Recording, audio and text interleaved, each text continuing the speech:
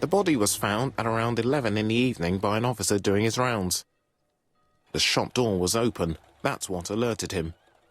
Had anything been taken? A little tobacco maybe, but you'd hardly murder for a few smokes. There's nothing of any real value in the shop. What type of woman was Mrs. Asher? In her 50s, married but separated, no children. Her husband? Aha, Franz Asher, the husband. Alcoholic and violent. It's said that he regularly insulted his wife and threatened to kill her.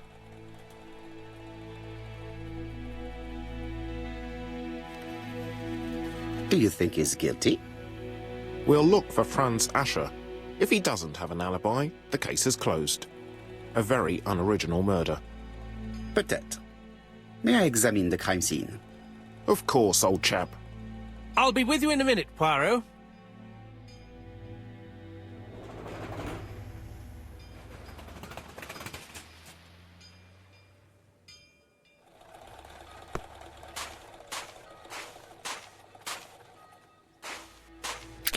Dash! A puddle. How clumsy.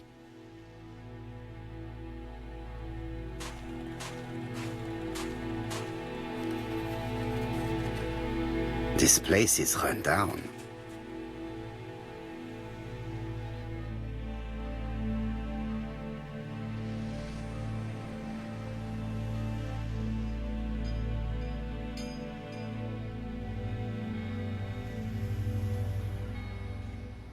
This is a really cutthroat neighborhood. Anyone could have committed the crime.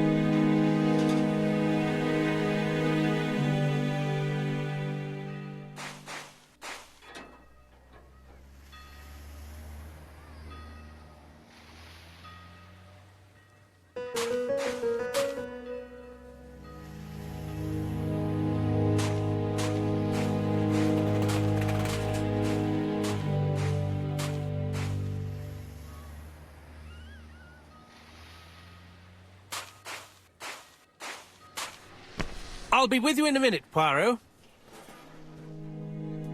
Chap is in a good mood. I bet he thinks he's already caught the culprit.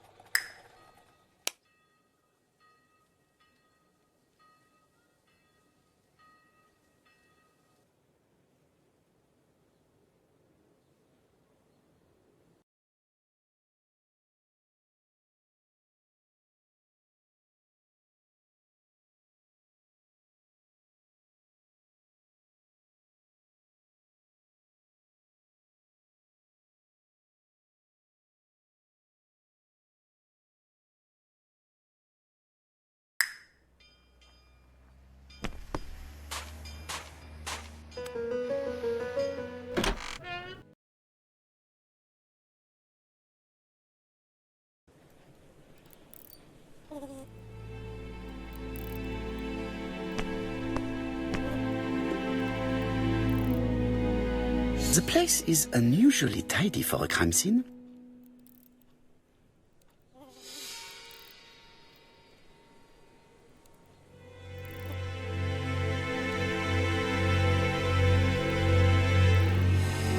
Nothing suggests any sign of a fight.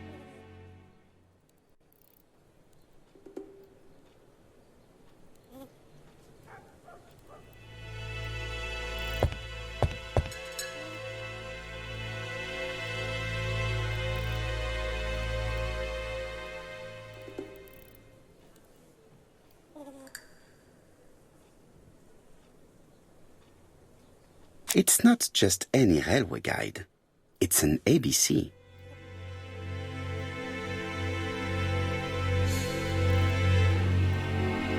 It's open at the letter A. There are no prints on the book.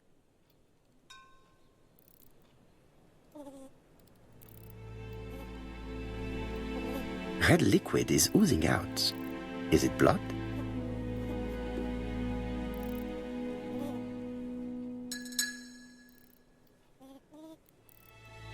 No, it's just some strawberries that are losing their juice.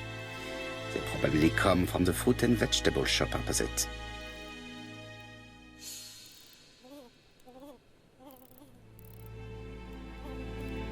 The counter is covered with fingerprints all on top of one another. Unfortunately, it will not be possible to use them.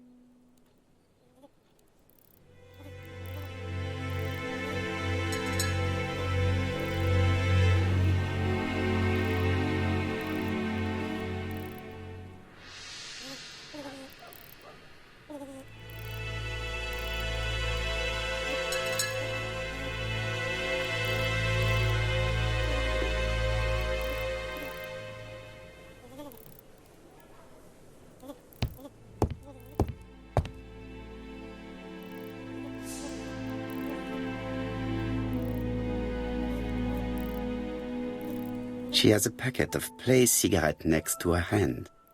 Did she drop it when she fell? This poor woman's head is resting in a very even-shaped pool of blood. I can't see any other mark on the floor. She just has one wound on the back of the head. There are no other wounds or signs of a struggle. The body is hidden by the counter and is not visible from the tobacco shop's door. Many customers must have thought that Mrs. Asher had popped out.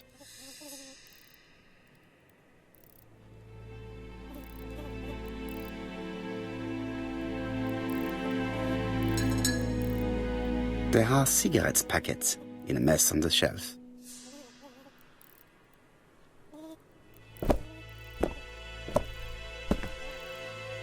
So, Poirot, any news? So, an ABC guide with no fingerprints, but prints all over the counter. Normally, the tobacco shop does not sell ABC guides. Exact. Mon ami, could you have a word with the neighbors? Some may have seen something. Of course, my friend, I'll do it straight away.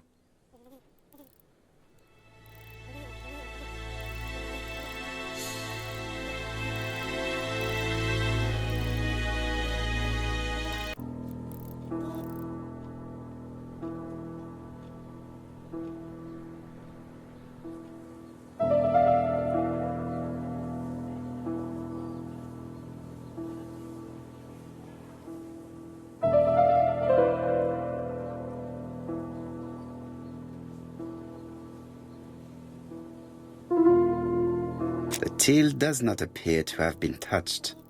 I have to check that nothing is missing from it.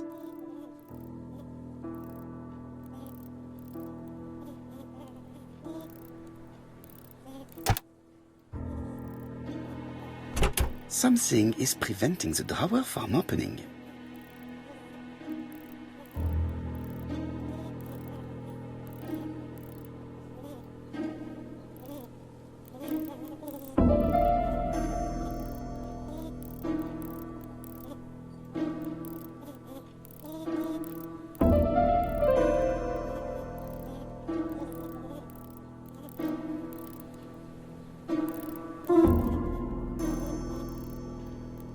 It would be best to examine the rest of the till.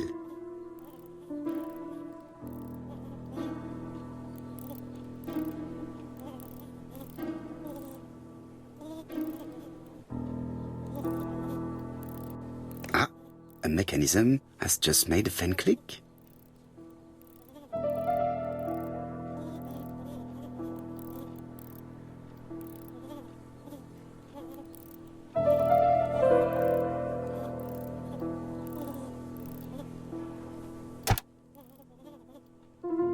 The till is full of money, but there is something strange.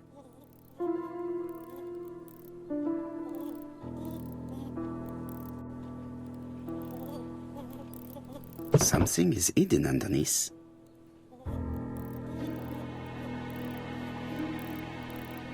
Something is hidden underneath.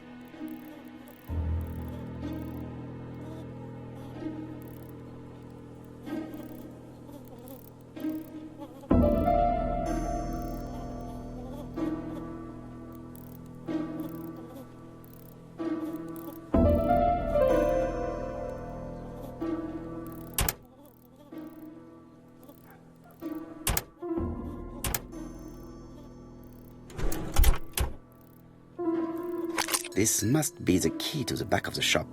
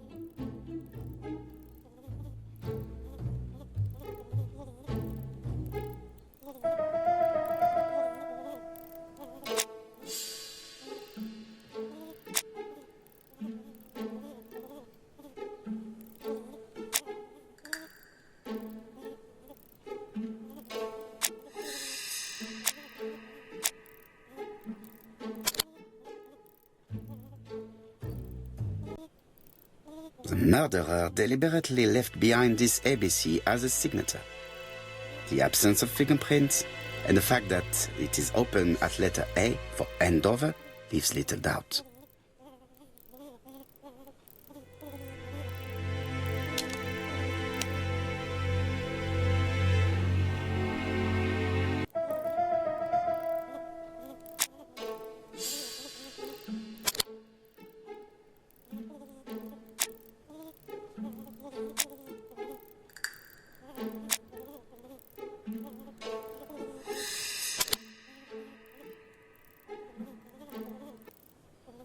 Mrs. Asher was killed here.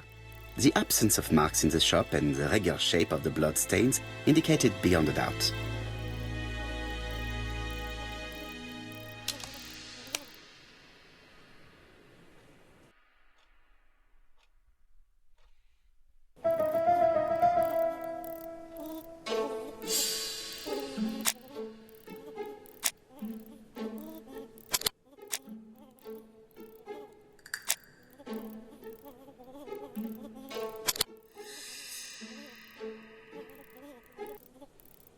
The motive is definitely not financial gain. There is no sign of a struggle, and the till has not been forced or emptied.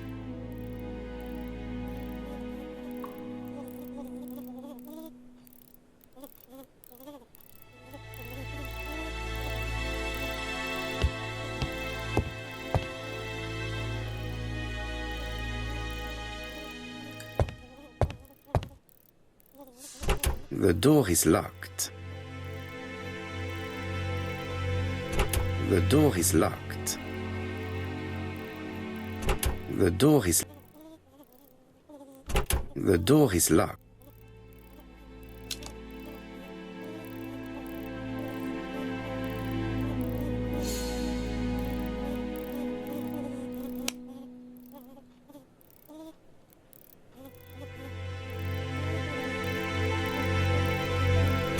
The door is...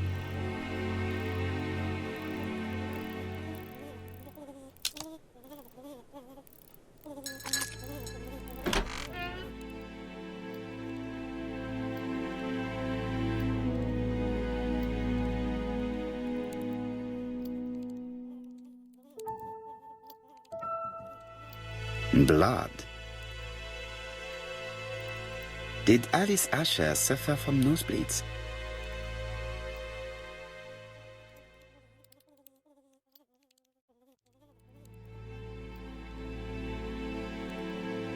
An inscription in German. The Ashers were a lovely couple when they were young.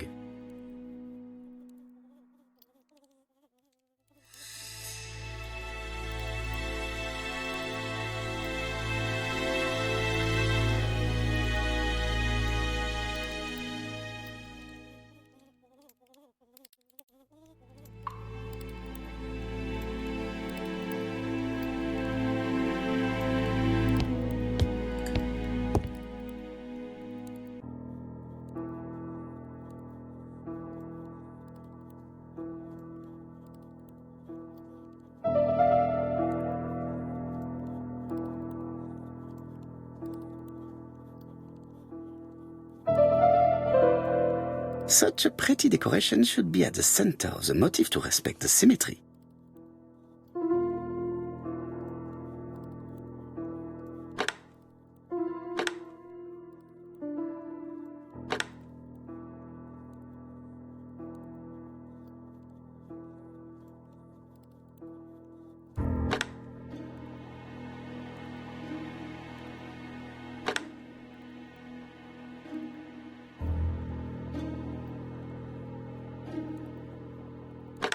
The wooden flower is preventing the circle from turning.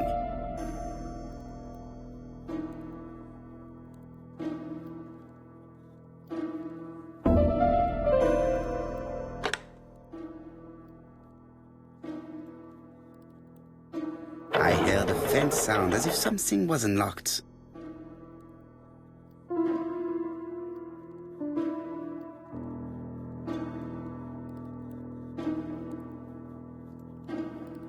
It is blocked. It is blocked.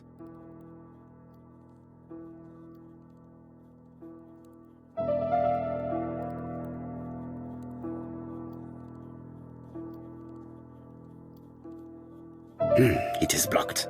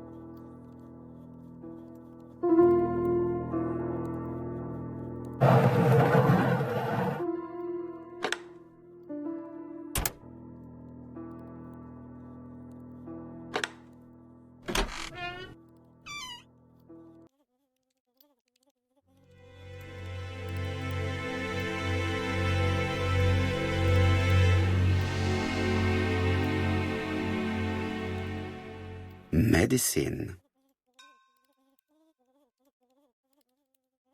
Laudanum-based cough medicine, Mrs. Asher, and Dover Morley Laboratory, London.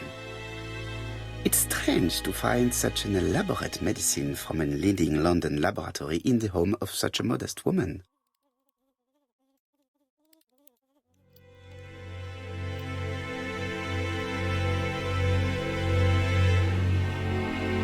From Mr. Adam Flint, Royal Bank, Eastfield Road, Andover. To Mrs. Alice Asher, 5 Bishops Road, Andover. Dear Mrs. Asher, further to your request of 12 February 1935, I have informed my superiors of your wish to apply for a loan to acquire the lease of the shop you rent from Mr. Fairfax. Despite the seriousness of your case, I regret to inform you that your request has been denied. The amount of your personal contribution, £11, is not high enough and represents too small a part of the final transaction. I remain at your disposal for any questions. Adam Flint. Mrs. Asher's meager savings were not enough for her to own the tobacco shop, but will largely cover her funeral costs.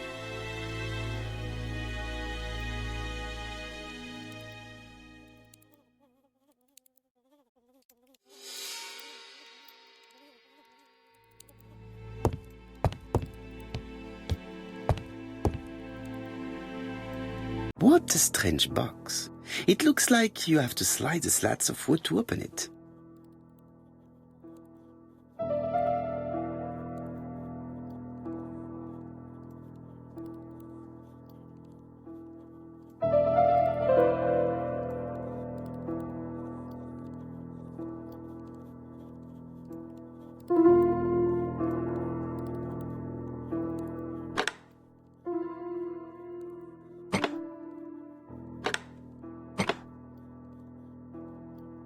This button appears to activate the mechanism.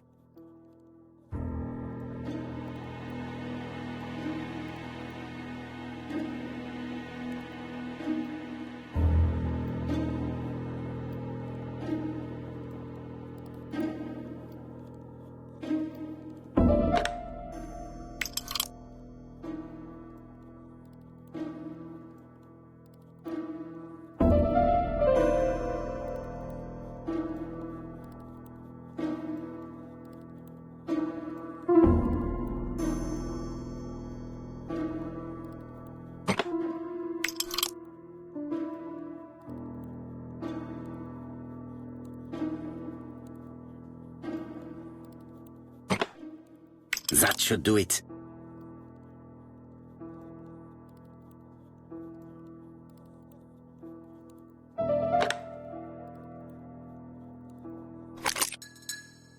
Who is this young woman?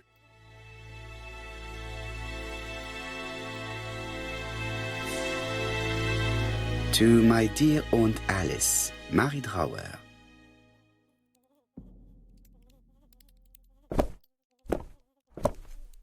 Have you found anything? The victim has a niece. We must find her.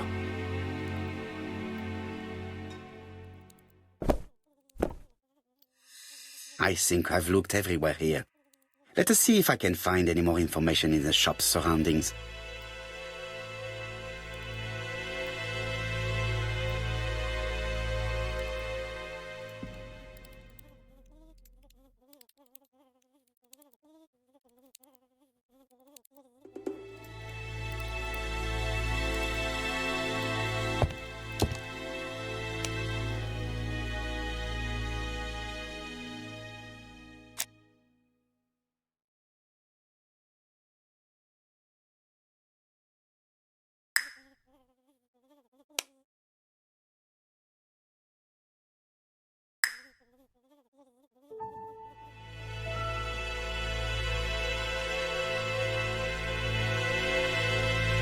This interior is very simple.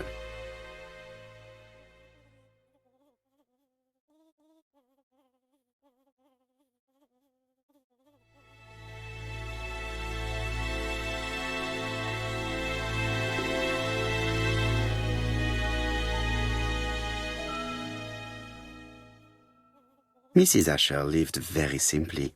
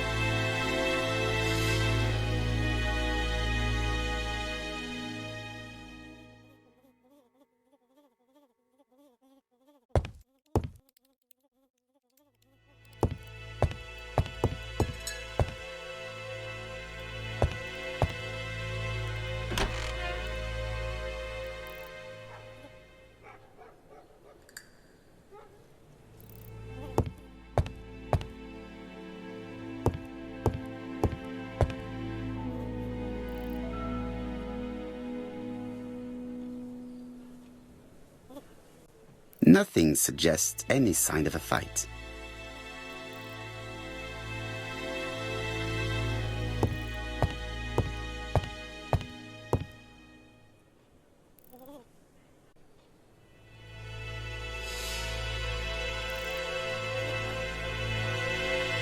There are cigarette packets in a mess on the shelf.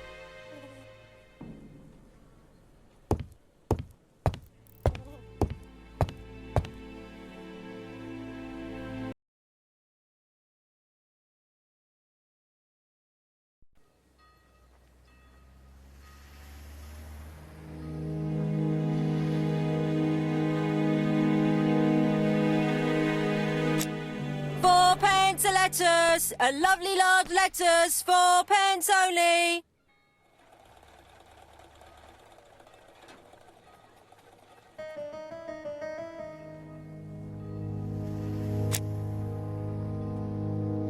This woman appears to be a smoker.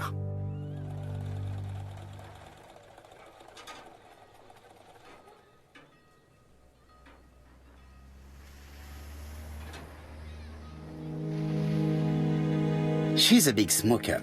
She must have been a customer at the tobacco shop.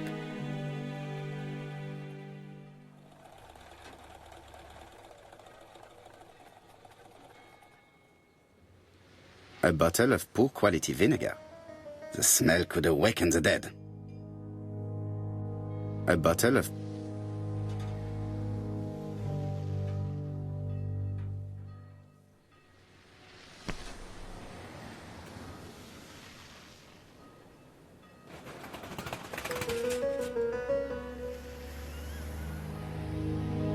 Did you know Alice Asher well? And for starters, who are you? I'm Hercule Poirot, the detective. You're foreign, that's for sure, with your accent and your odd way about you. And you're here about Alice's murder, I suppose. Well, I've nothing to say to you. Did you speak to the victim yesterday? No, I never saw her.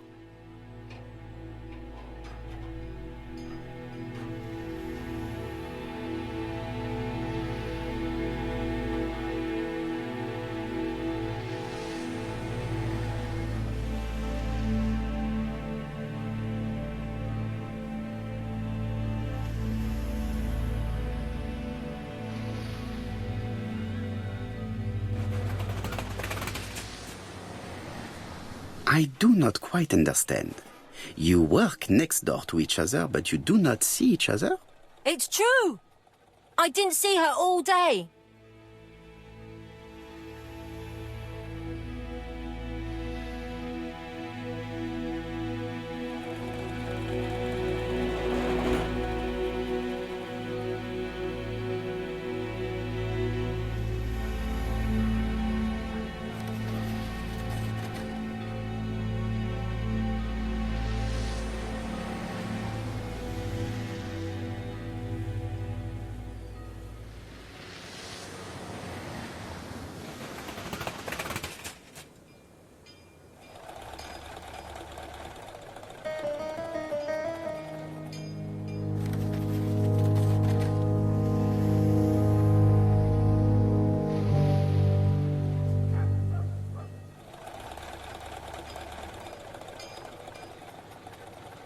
I know that you went to the tobacco shop yesterday. Well?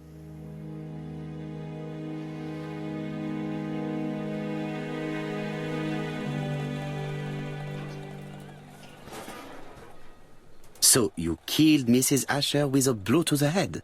No! You asked for a packet of plays. She turned round to take it from the shelf and you hit her. One blow. Listen, I didn't kill Alice, I swear.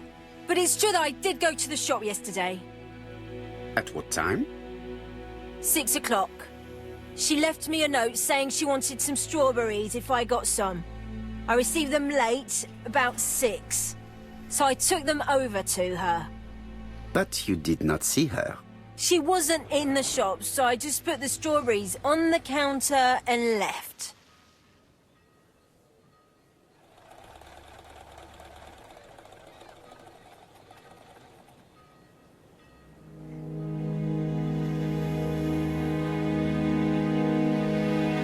You were not alarmed?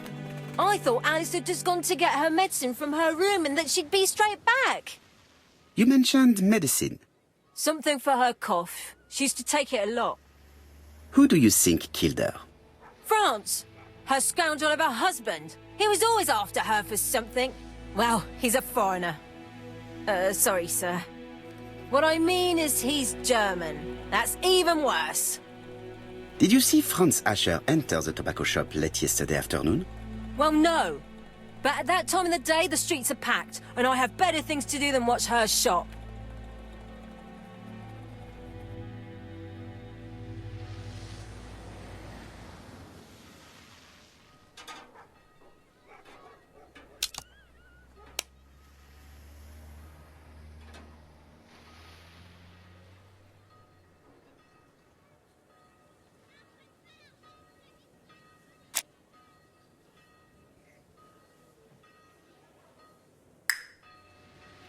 I will not get much more for the moment.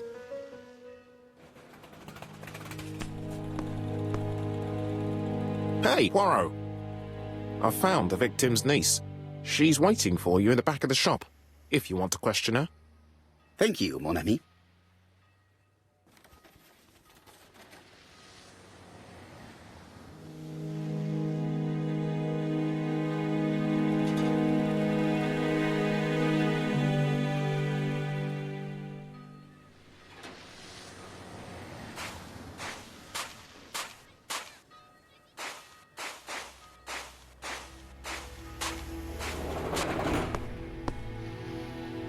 I found the victim's niece. She's waiting for you in the back of the shop. Thank you, mon ami. I'll question her.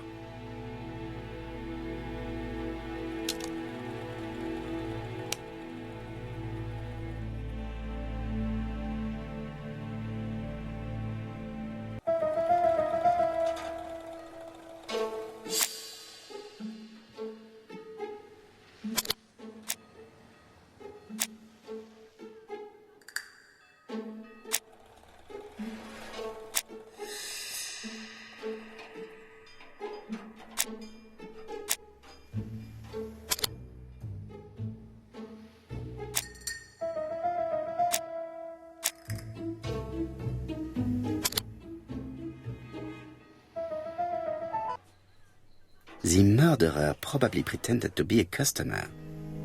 He hit the shopkeeper from behind as she turned around to serve him.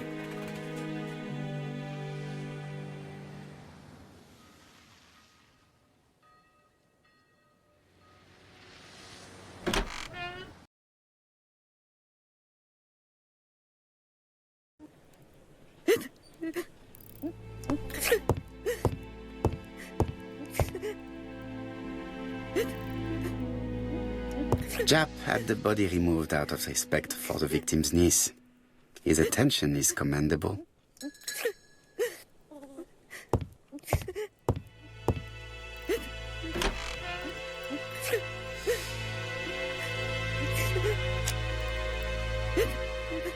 Is her grief sincere?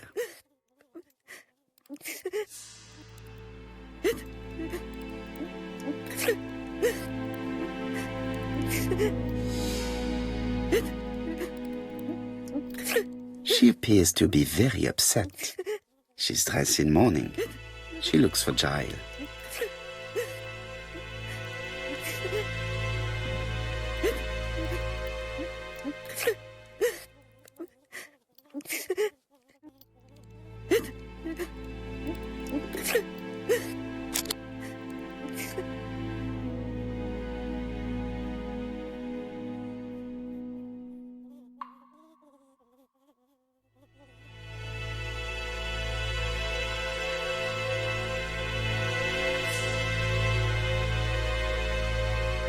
You were very fond of your aunt, am I right? She was the only family I had since my mother died.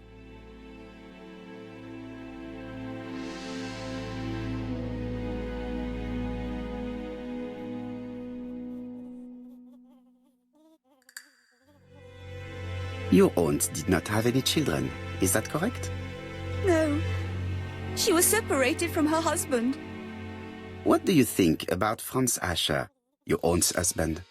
He He never left her alone. Poor aunt. She used to drop by all the time and make a scene.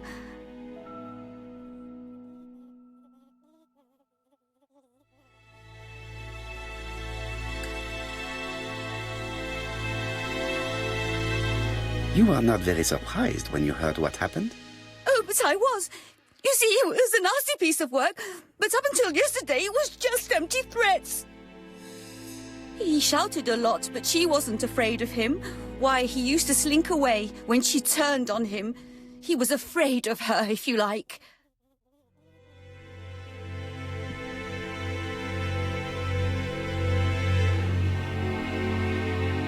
Did your aunt enjoy good health?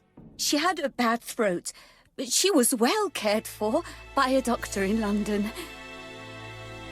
Does Franz Asher work? All he's done for years is drink and gamble, but he used to be a very good cabinet maker. What does he live on? My aunt used to give him 5 shillings a week.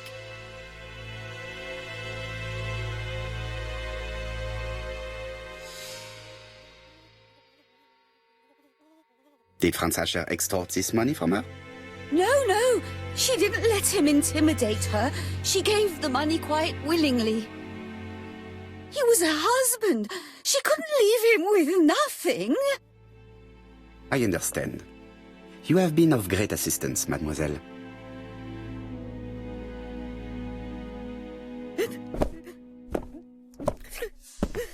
Please take this young lady home. My pleasure. Well, this Franz Asher does not seem to be quite so dangerous as Jack says. And since Alice Asher gave him money regularly, it was not in his interest to kill her.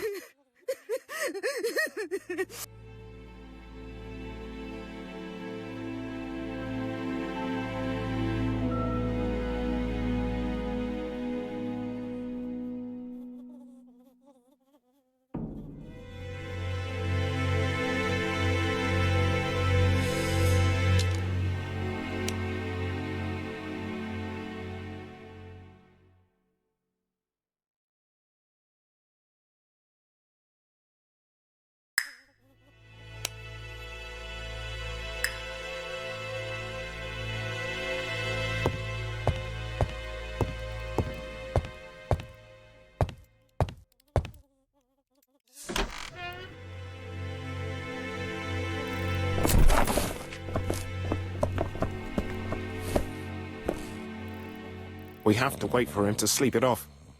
He's all yours, Poirot. There are a few things I need to check. There must be some way of sobering him up. I wonder what his wife used to do. He must have scared the customers away.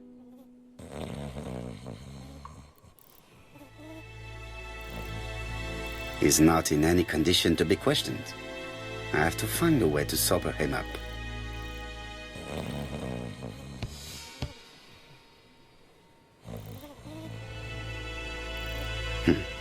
A box of new stockings. It's Alice Asher's notebook. Ah, that's interesting. It probably contains information about her possible debtors and creditors. Bodley. The fruit seller has debts too. She will probably be more cooperative thanks to this piece of information. Mary Drower was telling the truth. Mrs. Asher regularly gave money to her alcoholic husband.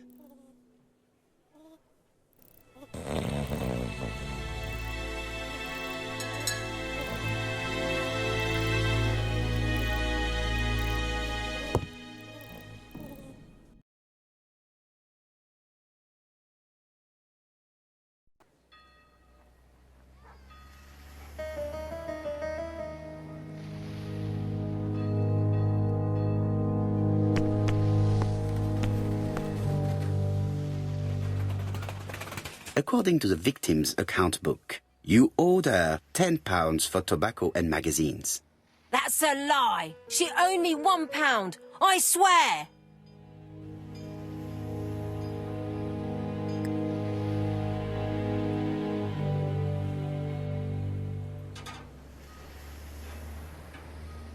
Enough lies! It's not lies. But you're not quite as clever as what you think. Now, please be so kind as to explain this. Look at my account book. Alice owed me £11 for fruit and vegetables. I may have had a slate at her shop, but she had one at mine. She owed me £1. And that reminds me I have to get it back from her niece. That is quite enough. Your account book has saved you, but I might ask Chief Inspector Japp to throw you in the cells for 1 or 2 nights while he checks your entries. Do you want to go to prison? Prison? Now that's not fair. I haven't done nothing. In that case, I am counting on your full collaboration. Yes, sir. Of course, sir.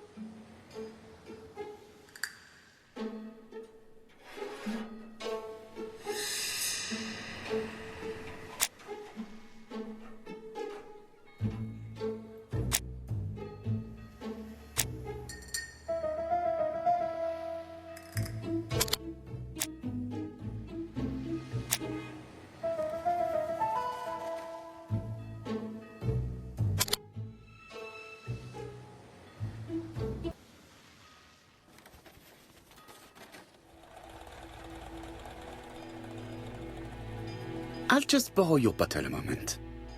Take it. It's what Alice used to sober up her husband. But try not to empty the bottle.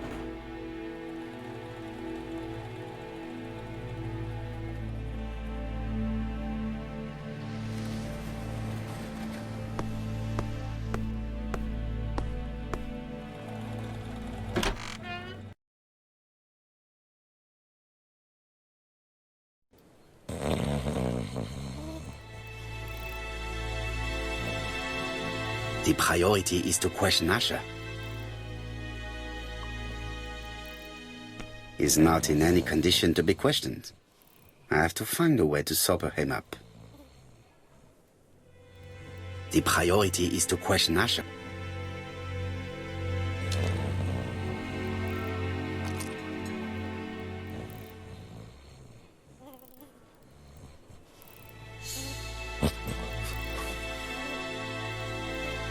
Mes amis, I can say without a doubt that poor Mrs. Asher was killed between 5:30 and 6. Killed when the street was packed with people. That's rather bold. I've been talking to the neighbours, and... No one's seen anything? Or rather, it's anything and everything. Am I wrong? No. Bien. We must grill this villain Asher before he falls asleep again.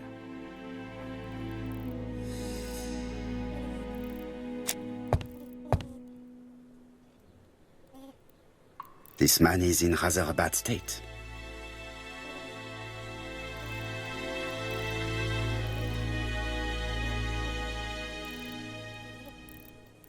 This man has been fighting and he smells of alcohol.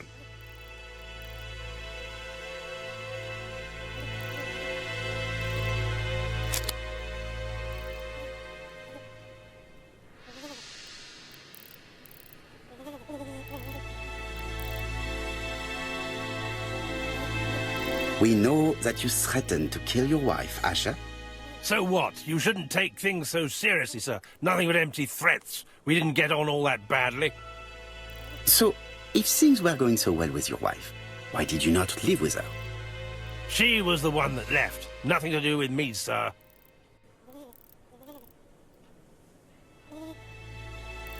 You can't have treated her very well for her to run away. No, sir, no. I wouldn't say I'd ever laid a finger on her, but it was only normal. She was my wife. Are you often involved in fights? I don't know what you mean.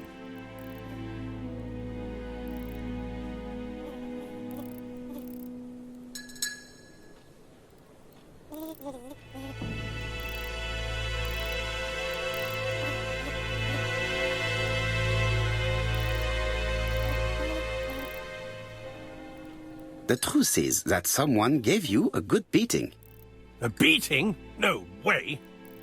All right, he tore my coat and gave me a black eye. You see the state of him. Very interesting. Who is the other that you struck? Probably best if I tell you everything. Yesterday afternoon, I met Roderick Tanner. We'd bet on a dog fight together. An illegal bet, naturally. Yes, sir. Our dog won. Roderick got the money, but he refused to give me my share. And you fought about it. What time was this? In the evening, about 6, I think. We were on the other side of town. You see, I couldn't have killed my wife.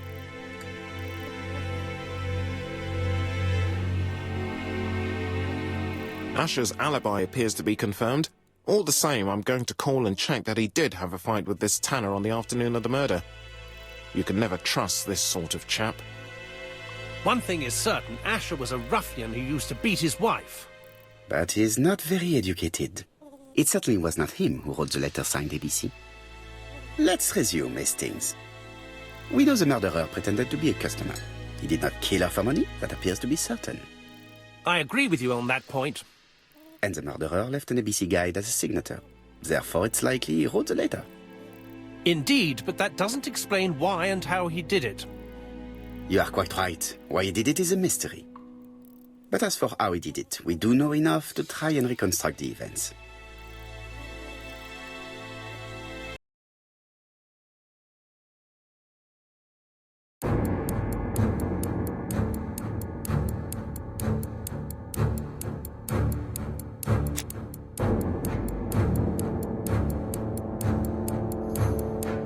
The killer enters the shop.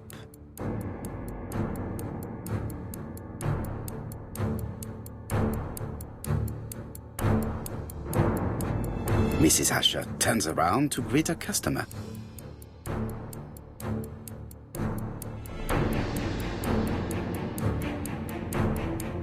The murderer asks her for some tobacco. She turns her back to him. He seizes the opportunity to strike her.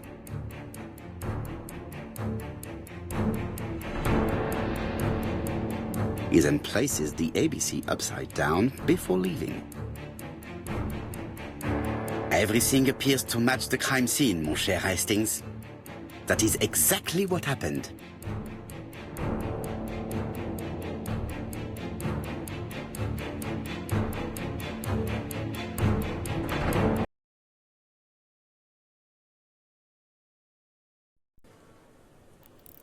Asher has a strong alibi and we don't have any other suspect. But what was the point of this crime? She had no debts. She gave Franz Asher money regularly. She wasn't owed money. Nobody stood to gain anything. No doubt about it, the murderer is insane. And I fear that we had not heard the last of him. I hope you're wrong for once. Bien, let's go back to London. If we hurry, we should catch the 7:02 train. Are you coming? No, unfortunately, I have to talk with Andover police. See you soon, then. Are you coming, Hastings? Let's go home. There's nothing for us here.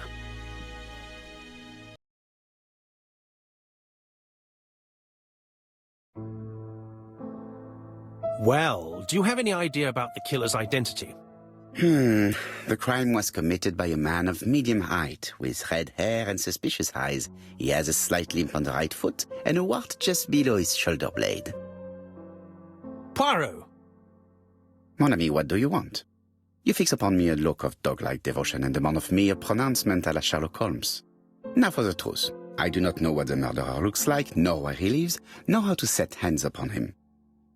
What shall we do, then? Nothing.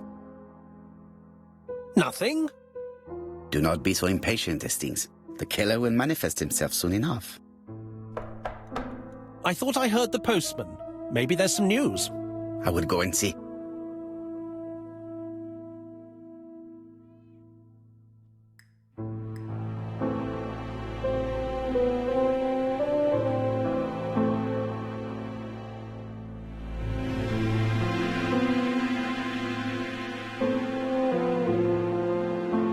Daily Flicker, June the 22nd, 1935.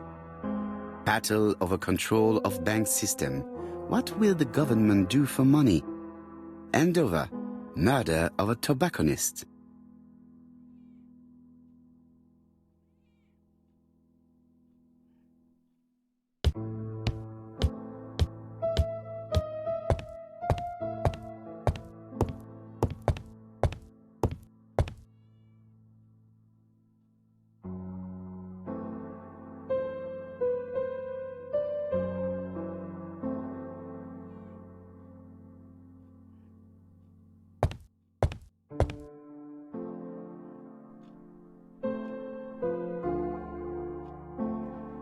Dear Mr. Poirot, well, what do you think? I believe that I won this round. The Andover affair went like clockwork, don't you feel? But the fun has only just started. I would like to draw your attention to Bexhill-on-Sea on the 25th of this month. We're having a crazy time. Best wishes, ABC.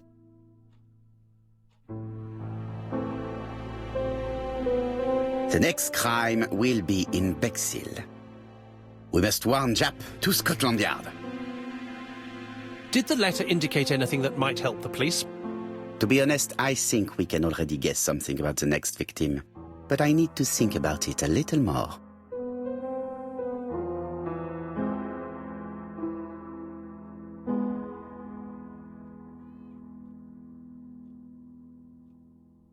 Ah, some cool hair.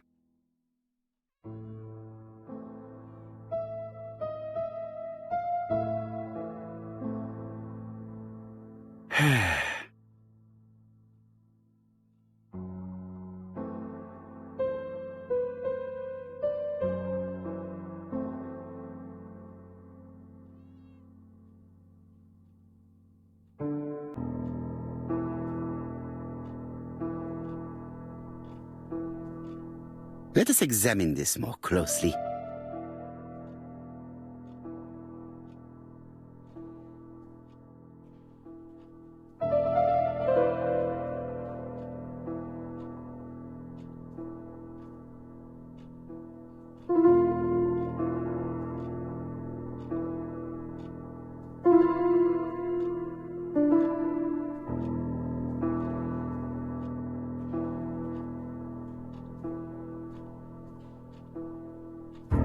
Certain characters in the two letters may have similar defects. The W is not printed properly.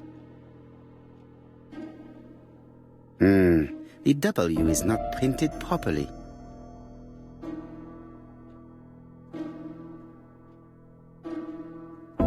Yes, this I is weird. Yes, the A appears to be quite unusual.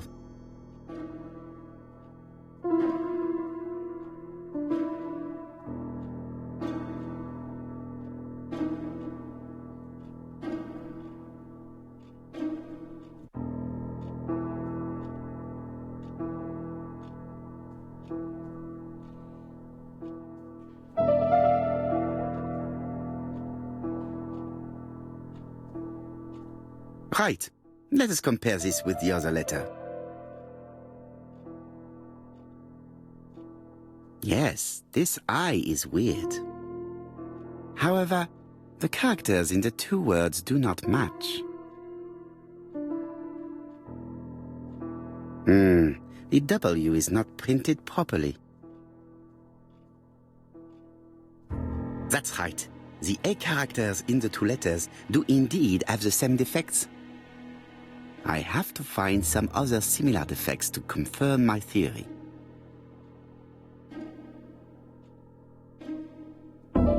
Yes, this I is weird. Right. Let us compare.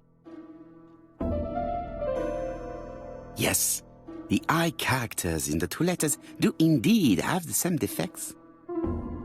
I have to find some other similar defects to confirm my theory.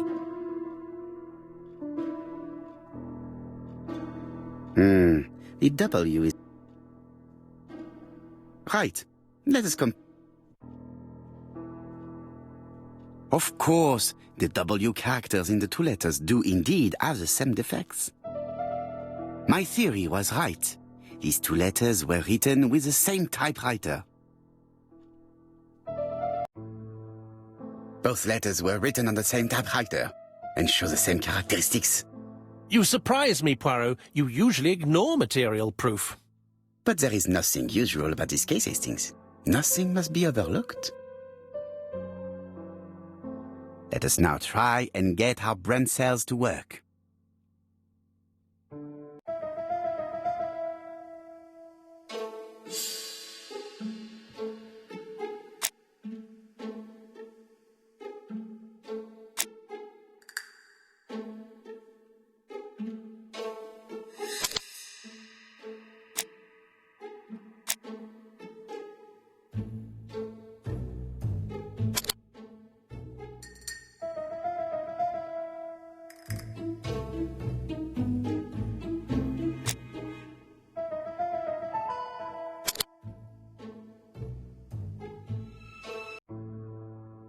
So, Poirot, have you found something? Oui, I believe so. But I am afraid it is not enough to stop the murderer. Let us go and see Chief Inspector Japp. I will explain there.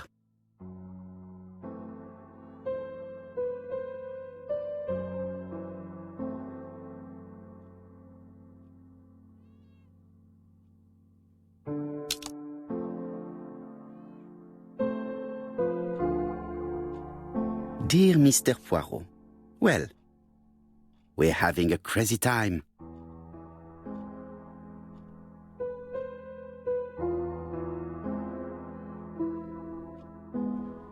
Dear Mr. Poirot, well, we're having a crazy time.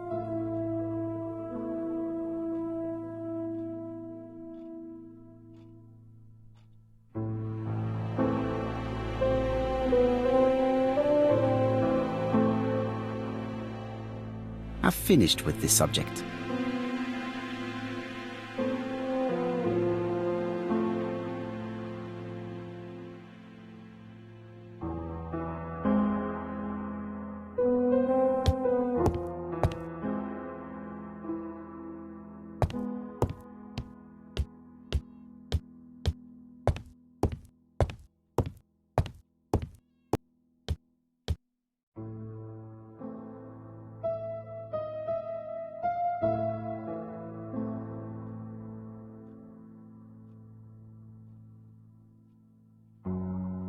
Andover, Hampshire, population 31,200 inhabitants.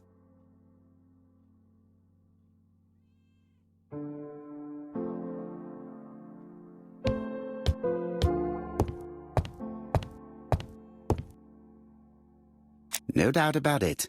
Hastings is going bored. It may be time to go to Scotland Yard.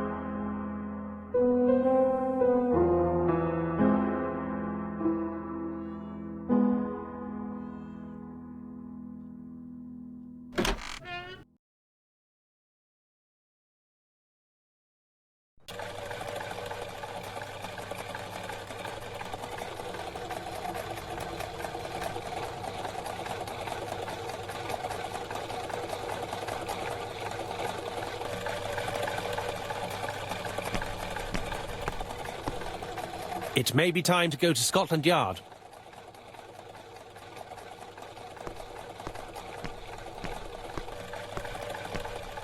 To Scotland Yard, please.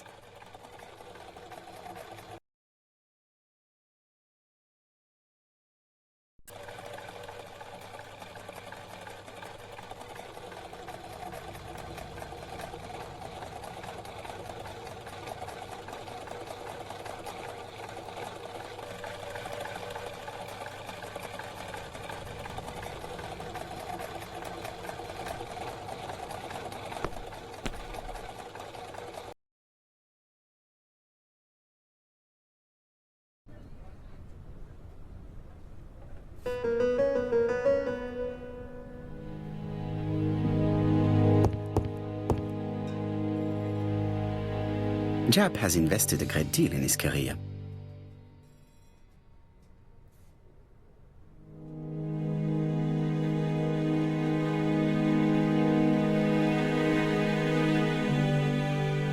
Jap is an investigator greatly respected by his peers.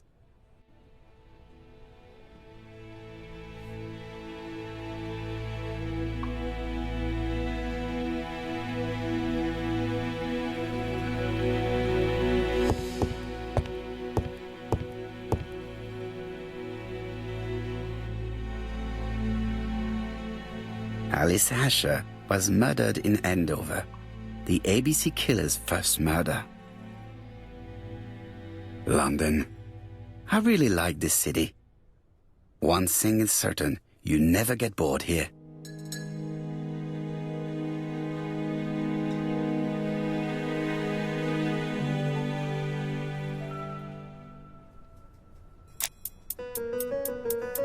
Jap appears to be snowed under.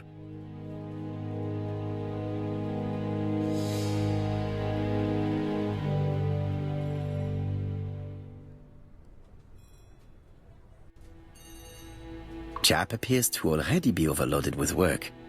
My news is not going to improve matters. Bonjour, Chief Inspector. I am afraid we have some bad news. I have just received another letter signed ABC. The next crime will be on the 25th in Bexhill-on-Sea. Are you completely sure it's from the same person? I have compared the two letters. There is no doubt about it. I suppose you think he's going to carry out his threats. I fear so. Good God, Poirot. Bexhill is very busy at this time of year, and we have no idea who the next victim will be.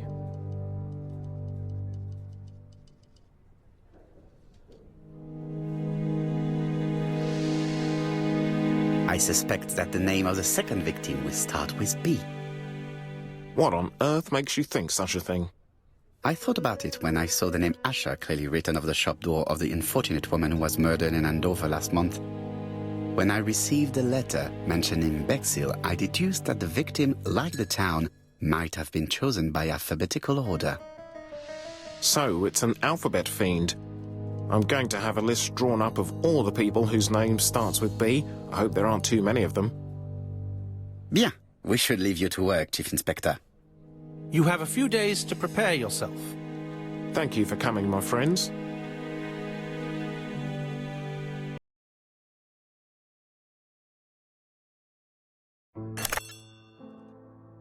Poirot? Chief Inspector Jap, your call does not bode well. Indeed, we have just found the body of a young woman on the beach in Bexhill. An ABC was placed on the body. We'll be there as soon as possible.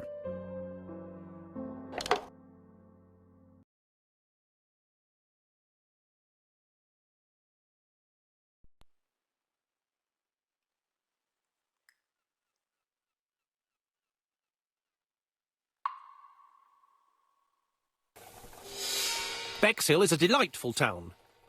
It would be nice to come back and visit. I do not entirely agree. Walking at the beach damages my shoes, and it hurts my knee. So the years have not spared you, my friend. It's the same for all of us. That is exactly what I said to myself when I saw you back from your travels. Poirot! Do not be offended, Hastings. I can see Jap waiting for us. And from his face, I would say that things are not looking good.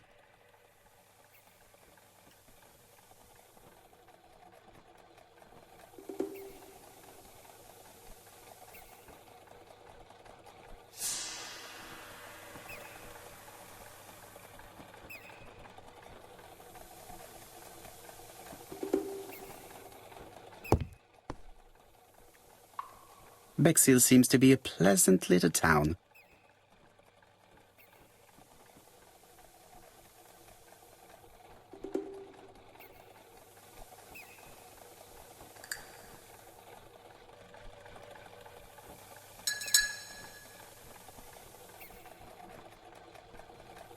Bexhill is a pretty little seaside resort with elegant architecture, although personally I prefer more modern buildings.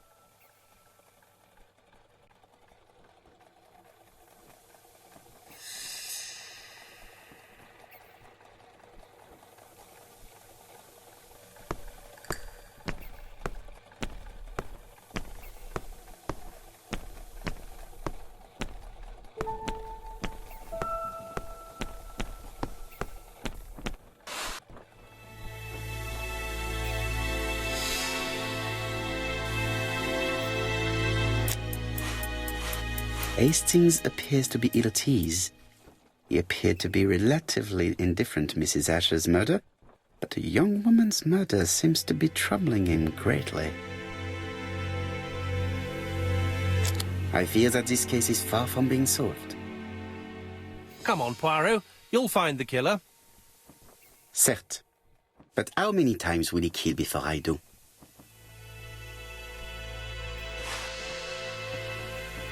How do you do, gentlemen? Chief Inspector? I fear your admirer has struck again, Poirot. We haven't yet identified the victim, but it's a young woman, 20 to 25 years old. Death occurred last night between 11:30 and 1 o'clock, and we found an ABC guide on the body. Was she pretty? Come on, Poirot, that's rather out of place. It has no bearing on the murder. Are you certain? For women, it is often the most important thing. It often decides their destiny. The body hasn't been moved. You can see for yourself. Has the press been informed?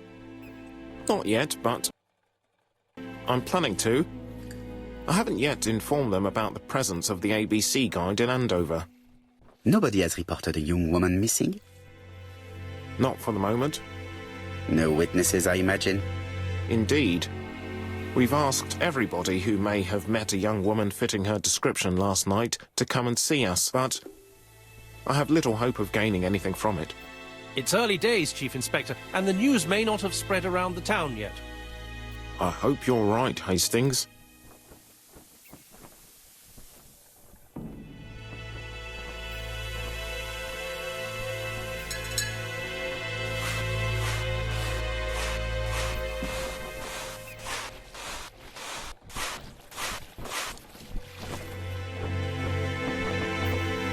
She was a great beauty. Strange that chap didn't notice it. These marks have been left by a rope or a braided cloth.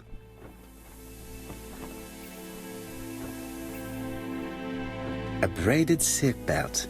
It may have belonged to the victim. The young woman wasn't wearing shoes or a coat and was not carrying a bag. That's strange. Either the murderer stole her belongings or she put them somewhere safe. Maybe so that she could bath. Apart from the marks on her neck, there are no signs of the struggle. She didn't manage to hit her assailant.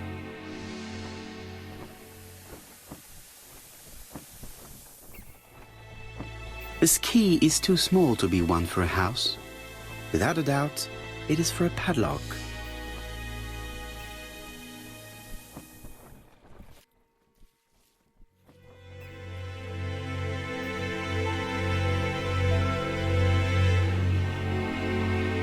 The guide is open at the page for the Bexhill train times.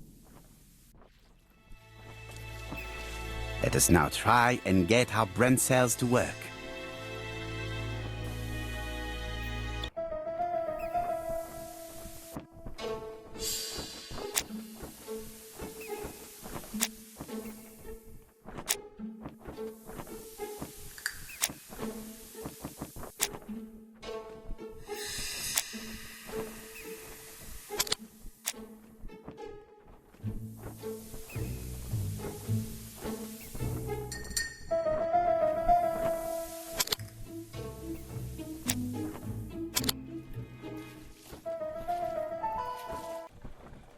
The poor child must have been strangled with his braided belt.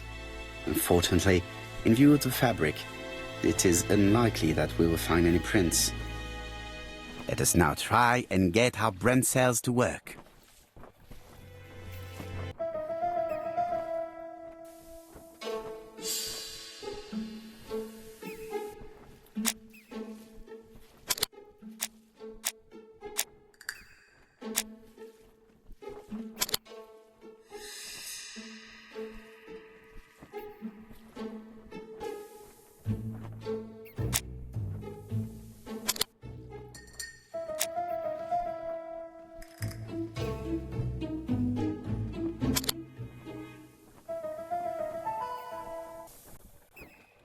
The medical officer should confirm that the victim was strangled with her own belt.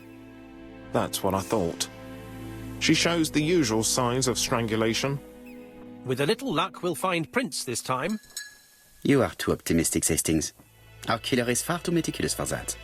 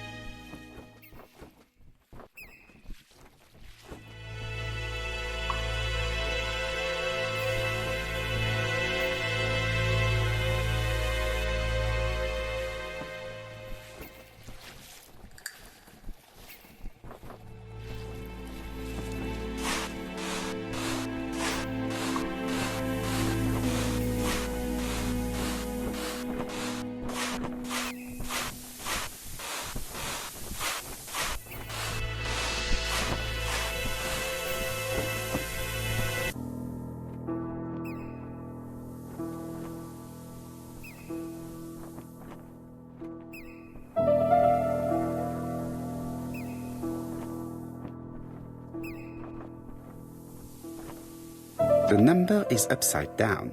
This is definitely at number 6.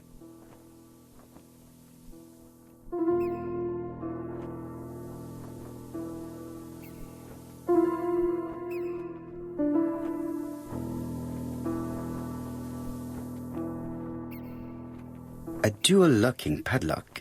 I need to find the code and then insert a key.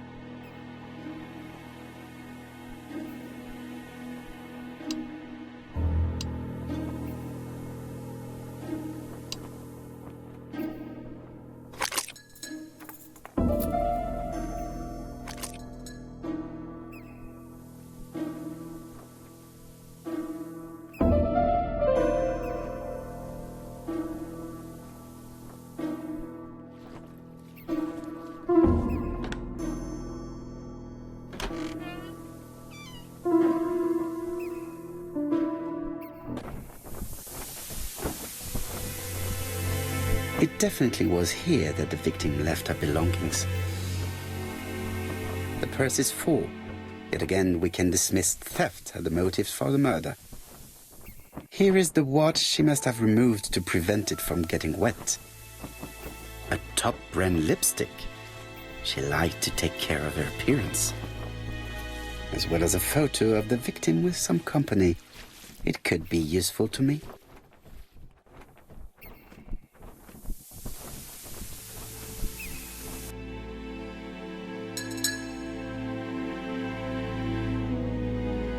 Betty's first day at work. Mom is very proud of you. Elizabeth Barnard, 7 August 1931. So, the young lady did have a name starting with B, and she worked as a ginger cat, an establishment that must be slightly further along the beach.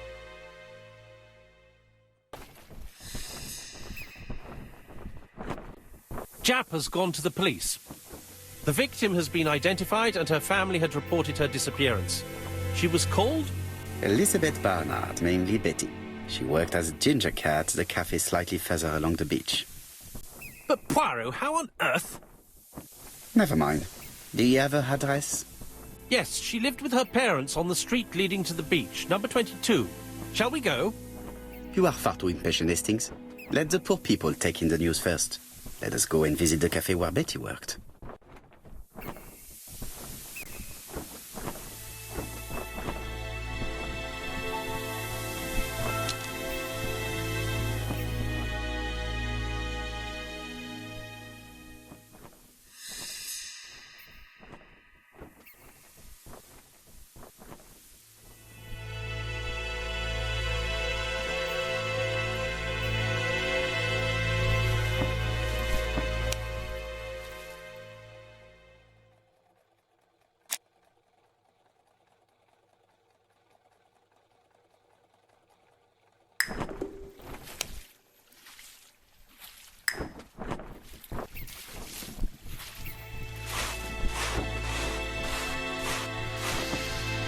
This hut is locked.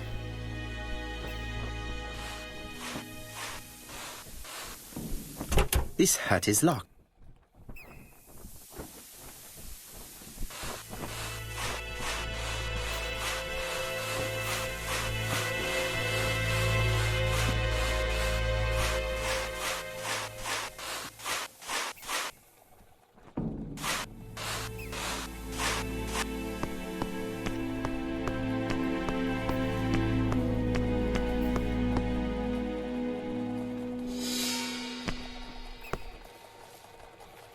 Could it be the same buildings as on the victim's photo?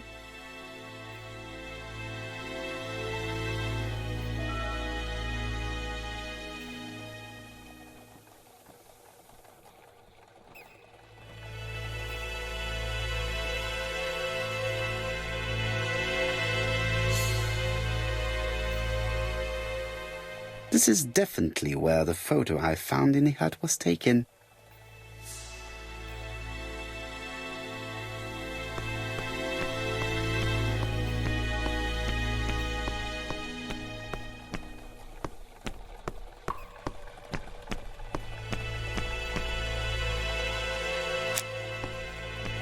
Hastings appears to be ill at ease.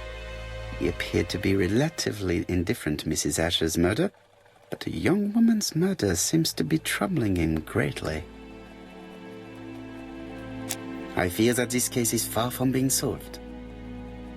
Come on, Poirot. You'll find the killer. Certes. But how many times will he kill before I do?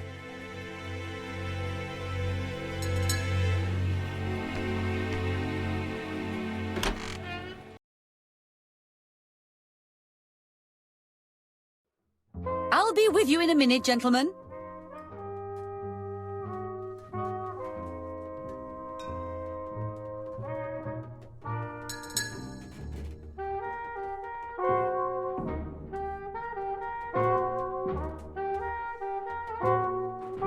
This is a well-laid table.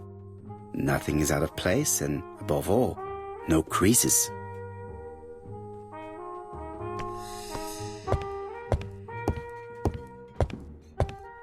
What a pity. I don't have any change to make it work.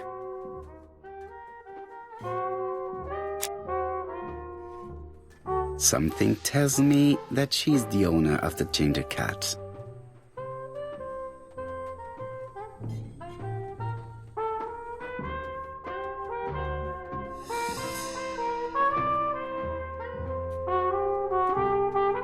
This woman must be the owner of the ginger cat. It looks like something is bothering her. How can I help you? A hot chocolate and a tea for my friend, please. I'll bring it straight away.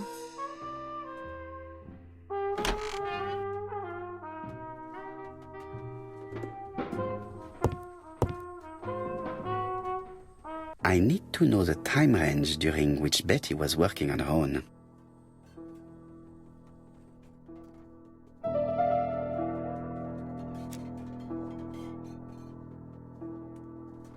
This page won't help me. Where is Betty? Betty worked from 11 a.m. to 7:30 p.m. Would she have been alone at any time during her service?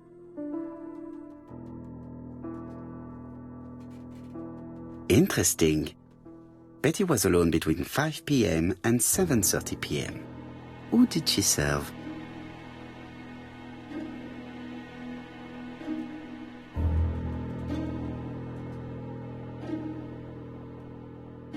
Interesting. Betty was alone between 5 p.m. and 7:30 p.m. Who did she serve?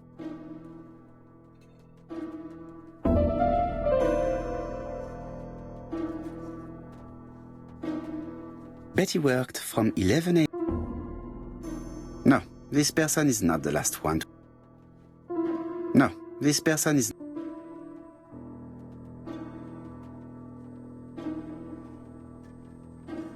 This page won't help me.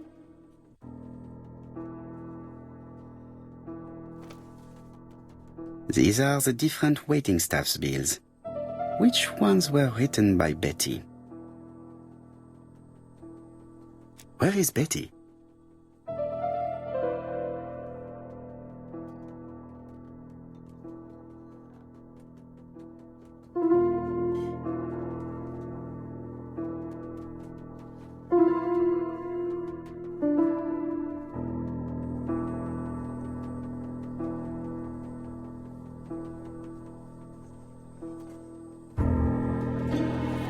This bill may have been written by Betty. There is probably another one. Betty wasn't serving on her own at these 2 times. Let's keep searching.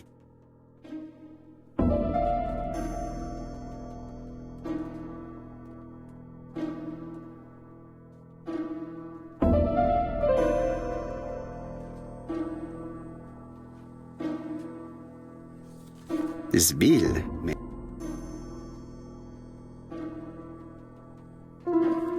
Betty wasn't serving on her own at these 2 times. Let's keep searching.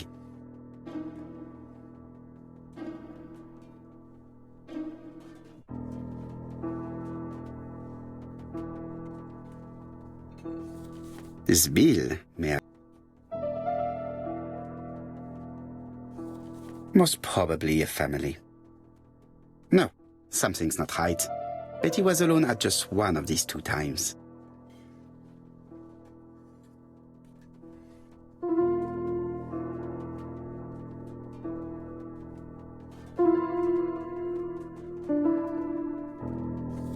Most probably a single man, a whiskey lover. Maybe the murderer?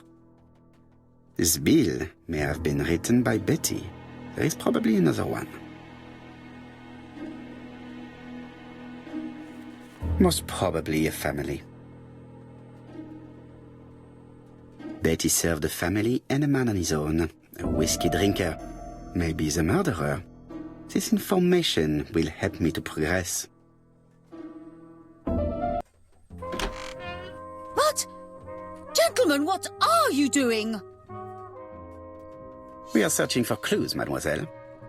My name is Hercule Poirot. I am a detective, and this is Captain Hastings. Does Betty Barnard work here? That is correct. She should have been here a while ago. Punctuality is the first rule of politeness. I fear that Miss Barnard will not be coming today. She has just been found, dead, on the beach a few hundred meters from the cafe. How awful. Poor young thing. What happened? She appears to have been murdered. This is most distressing. How this will affect my business, I shudder to think.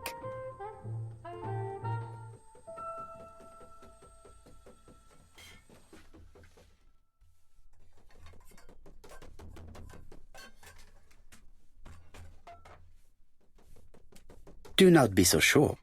Miss Barnard's tragic death may be a good advertisement for you. It makes one despair of human nature. Poor young girl. She was a hard-working and pleasant young woman. I didn't know her that well. She'd only been here for 2 summers. I know that she had a young man. He used to call for her sometimes.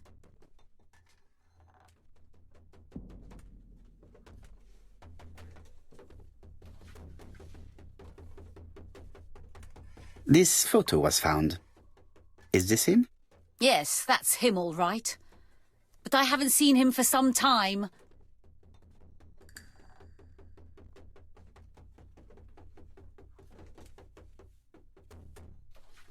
I find young people today very hard to understand.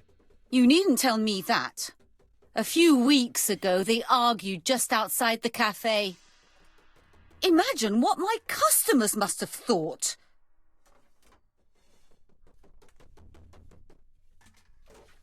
I hope for you that it was an isolated incident. It must be difficult to keep a respectable establishment if your staff show themselves to be so shameless. The young man only made a scene the once. Jealousy, no doubt. It must be said the young girl was very pretty. Thank you for your time, Mademoiselle Mérion. You have been of great help. The customer who ordered the whiskey might provide us more information. He may have been the last one to see Betty alive. It is an interesting idea, Hastings. Maybe he is a regular guest. What do you think, mademoiselle? I don't think so. Our regular guests tend to order tea and cakes. At this time of the year, there are a lot of tourists about you never see again. That's what I thought. Time to visit Betty's home.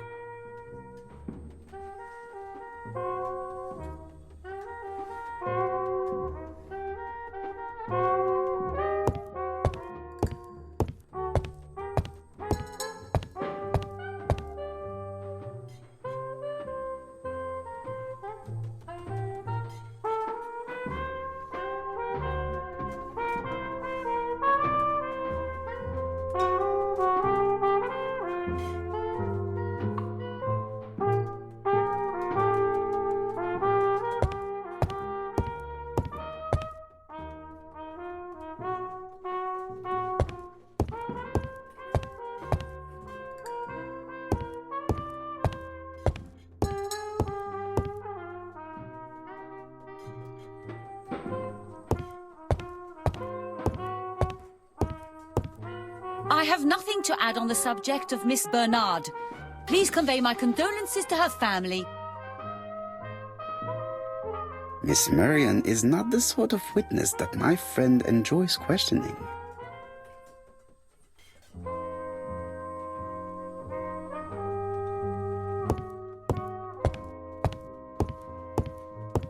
I've finished with this subject.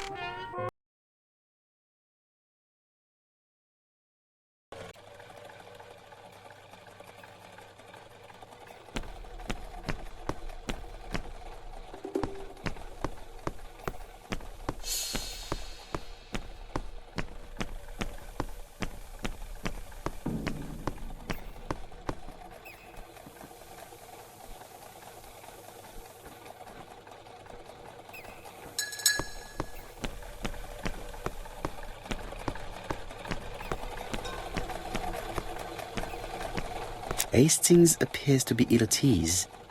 He appeared to be relatively indifferent to Mrs. Asher's murder, but a young woman's murder seems to be troubling him greatly. I fear that this case is far from being solved. Come on, Poirot. You'll find the killer. Certes. But how many times will he kill before I do?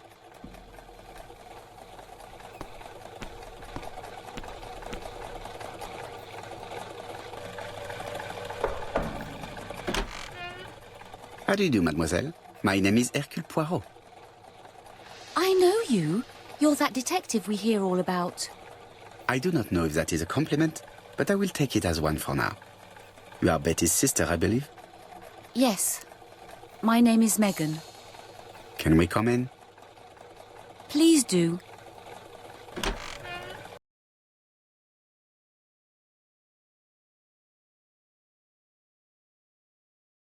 My parents are at the police station. I doubt they'll be up to speaking to you later. Do not worry, we will not bother them. Did you know your sister's plans for yesterday evening? No. I arrived by train this morning. My parents called me in a panic when they discovered that Betty had disappeared. She went out last night, but she didn't tell them where she was going. What was your last conversation about? Her new dress. She wanted a pair of black stockings to go with it. Mother brought her a pair.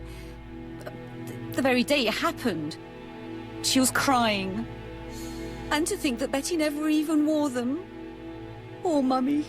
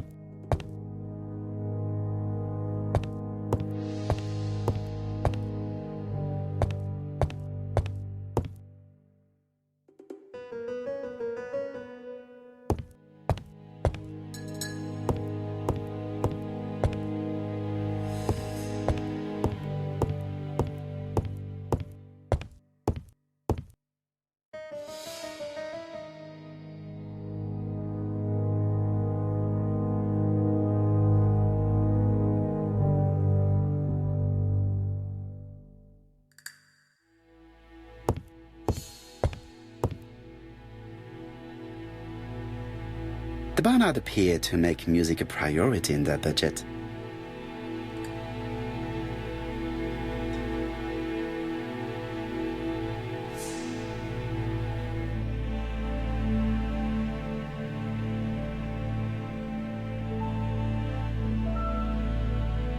Their home is modest, but the Barnards are definitely music lovers.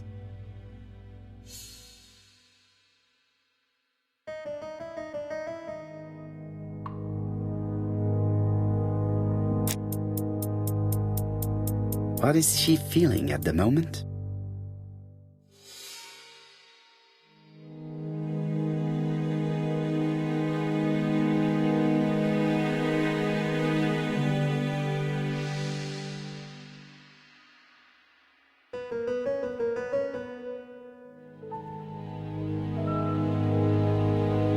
Claire's older sister is not just sad, she is angry.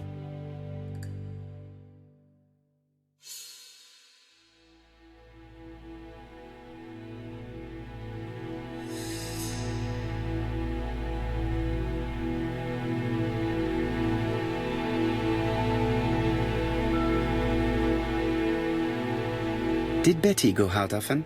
My sister wasn't a child, sir. She used to go out. She enjoyed films, dancing.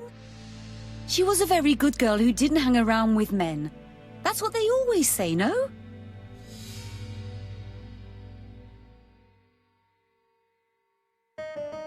I am not interested in what people say. I am interested in the truth, Mademoiselle Barnard. If you only knew how much I would like to talk with someone who does not know that your sister is dead and who could provide me with a true portrait of her, beyond the formalities. The truth is that my sister was a silly little fool. I tried to reason with her, but she behaved like an idiot. In what way? She used to say that if she was going to marry Don, she might as well have some fun now. I understand. Please continue.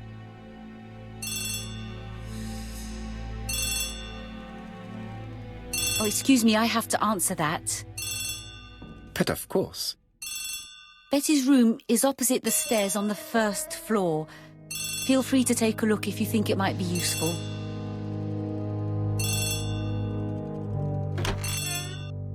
This young woman is far too clever not to have anything else for us. Do you think she's hiding something? That is what I'm trying to find out. Surely you don't think she did it? I did not say anything of the sort. But young women always ruin your judgment, Hastings. Who knows, maybe Megan was jealous of her attractive young sister. I see.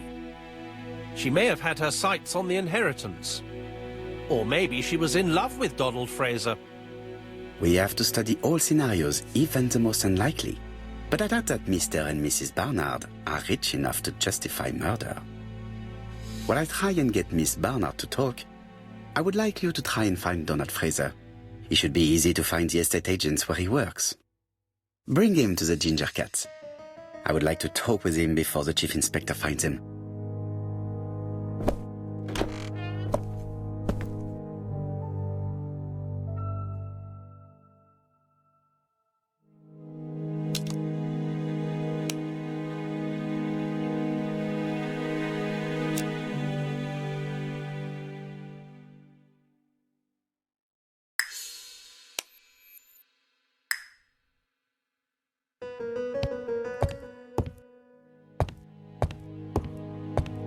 This gramophone is magnificent.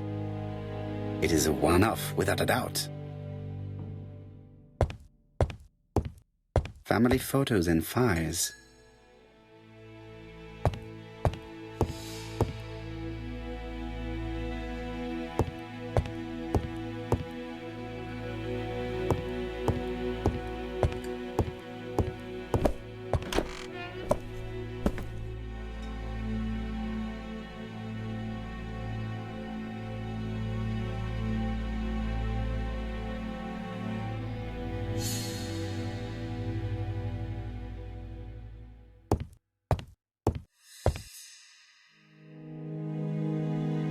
It looks like Betty was also a music lover, the same as her family.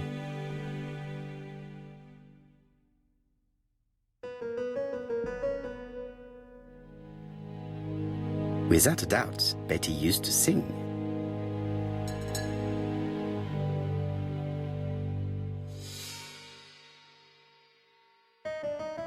Looking at all the clothes she took out, Betty must have had a problem deciding what to wear. Maybe she had a date?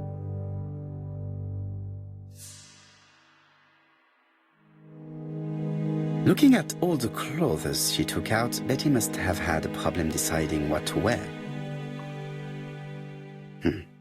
A box of new stockings. It looks like Betty has a very busy life.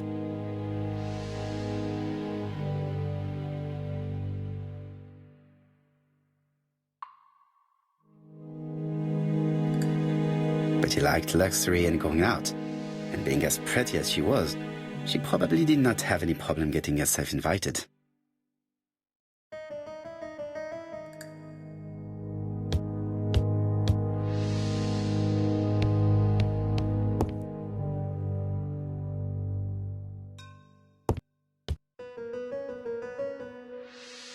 Medicine to prevent voice loss. Did Betty have problems with her voice?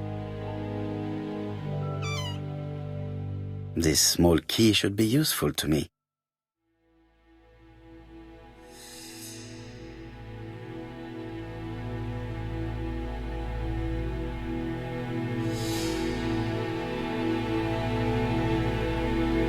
A record sleeve with a handwritten title.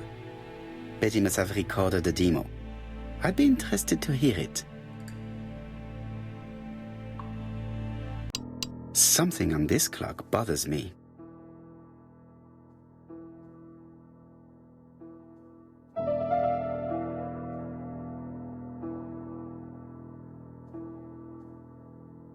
Strange. A sheet of paper is blocked in the clock.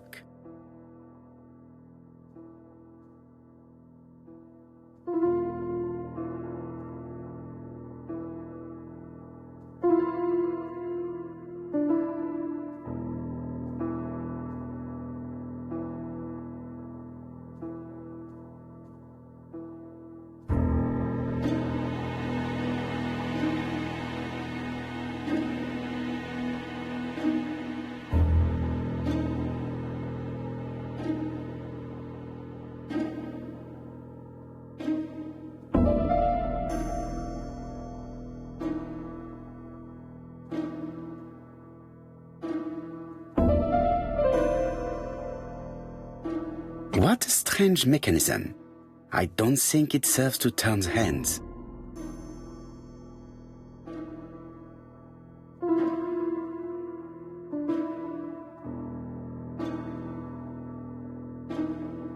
This decoration appears to be firmly fastened.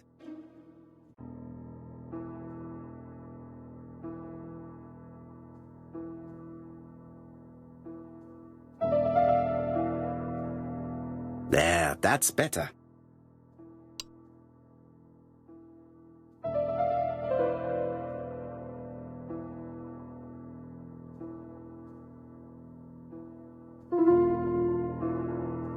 This wooden panel is blocked. This wooden panel is blocked.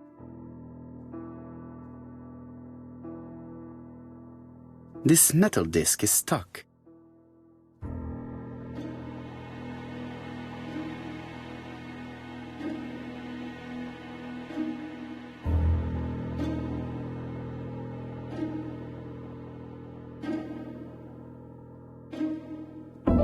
This decoration appears to... Could the screw be slightly loose? Could the screw be slightly loose? Could the screw be slightly loose?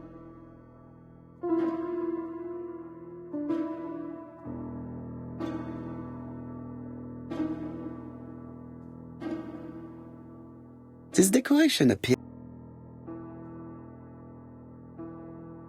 This decoration appears...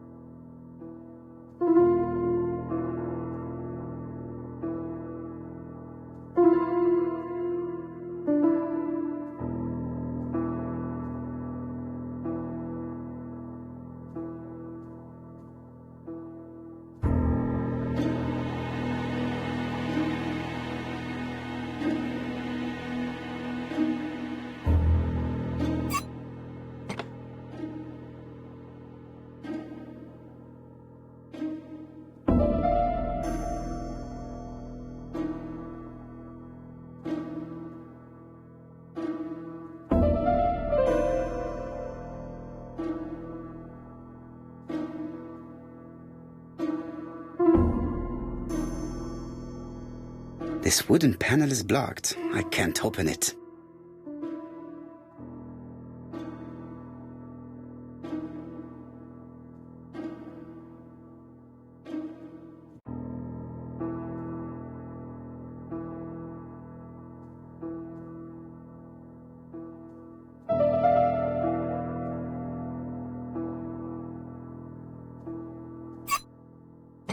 Good.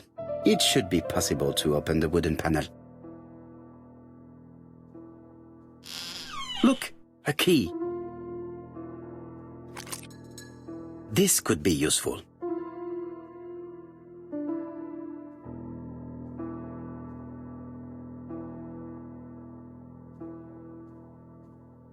This code probably has something to do with the mechanism above the clock.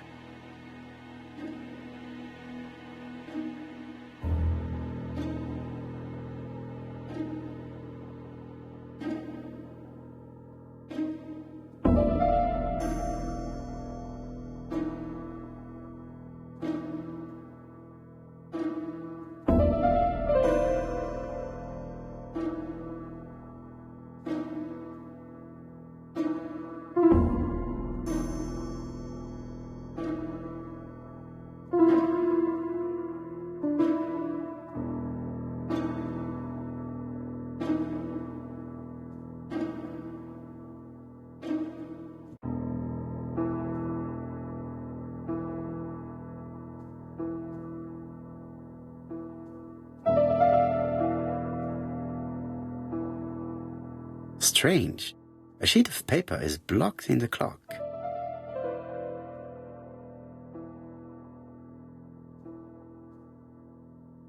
This wooden panel is blocked.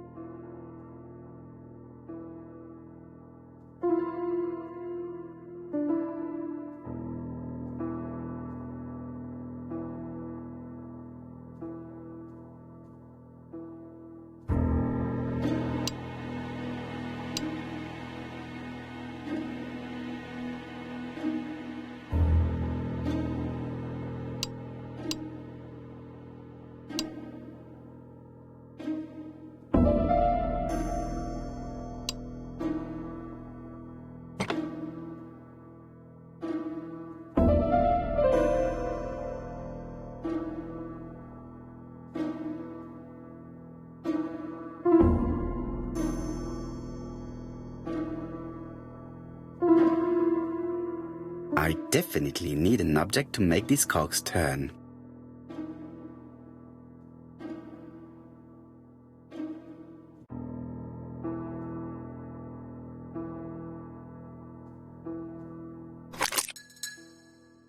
The central cog is blocked.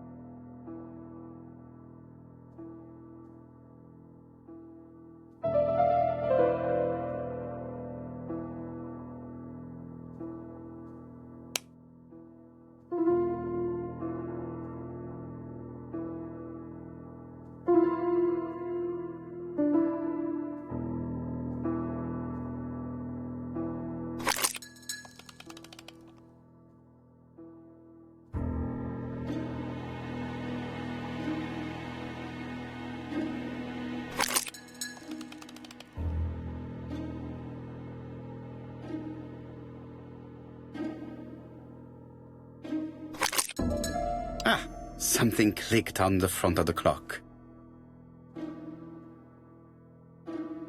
A new lock has appeared. What does it open?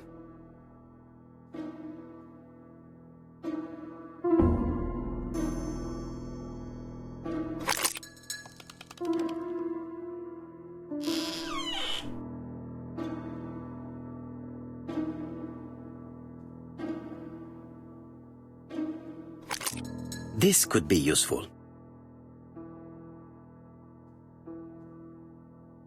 Betty, I enjoyed a wonderful evening in your company, and I hope that we will see each other again very soon. D. My dearest Betty, I know that your art is already spoken for, but you are the most beautiful dancer I have ever had the pleasure of meeting, and I am impatient to see you again. Adrian.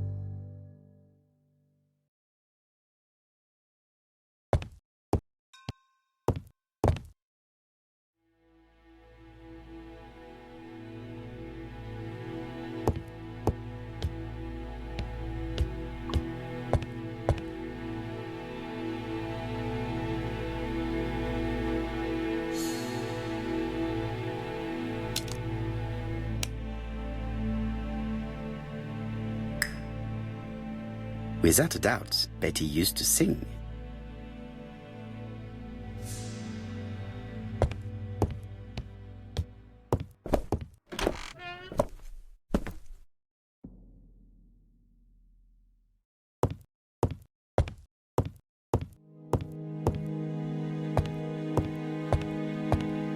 Family photos and files.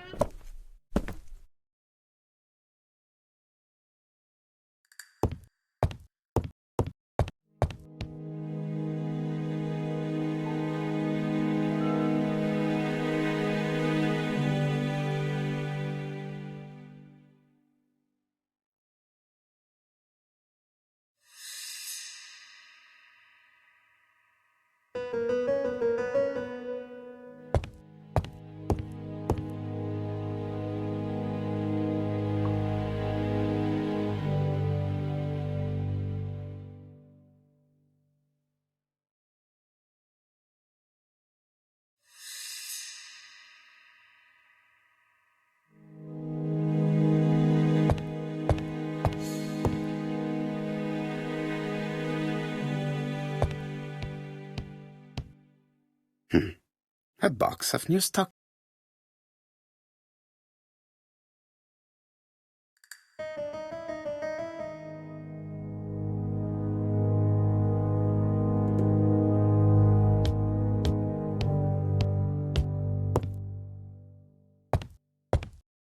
Without a doubt, Betty used to sing.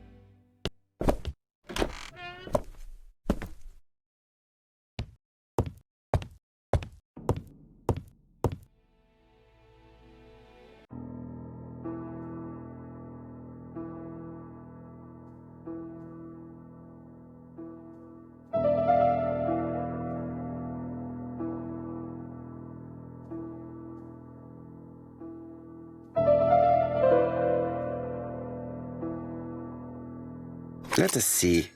What is this cupboard hiding?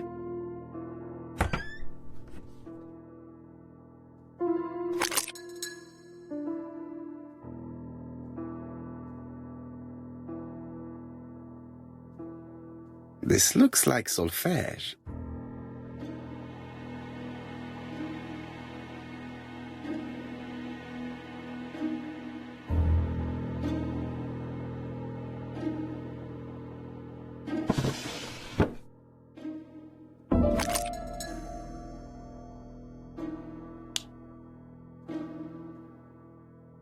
There is bound to be a clue somewhere.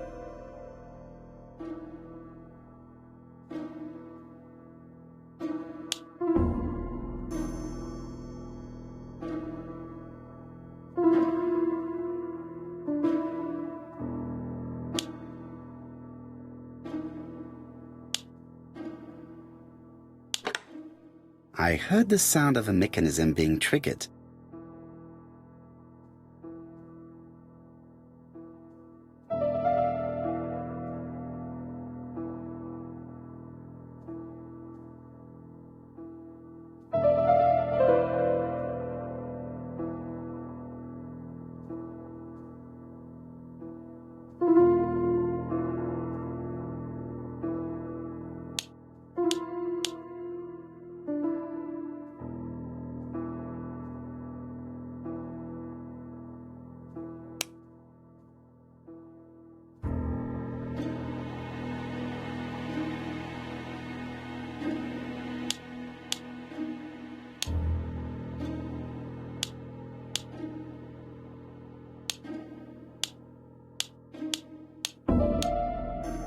just have to put the record on the gramophone and start it.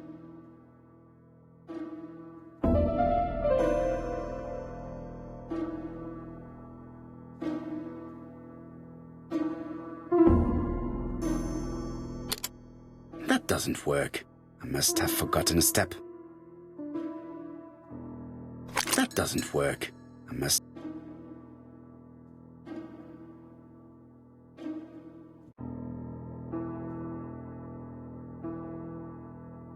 That doesn't work. I must have forgotten a step.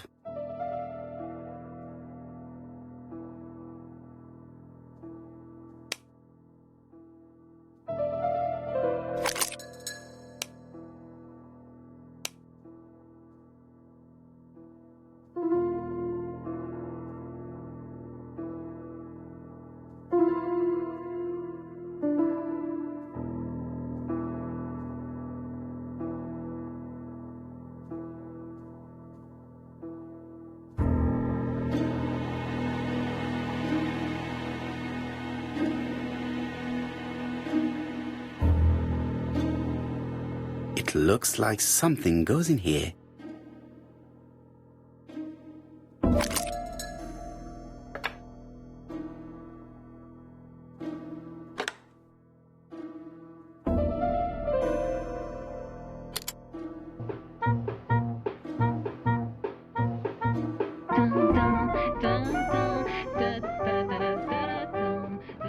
Oh, Donald! We're in the middle of recording. Sorry, Betty, but it's not wise. The doctor said you should rest your voice. You're such a killjoy sometimes.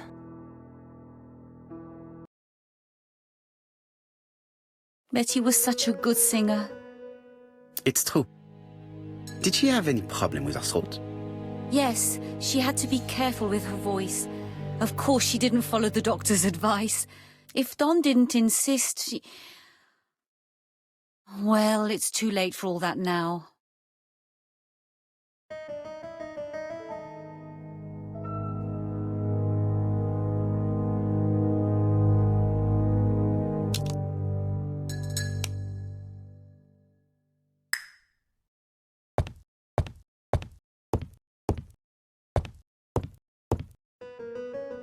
It looks like this woman is single, but she has feelings for someone.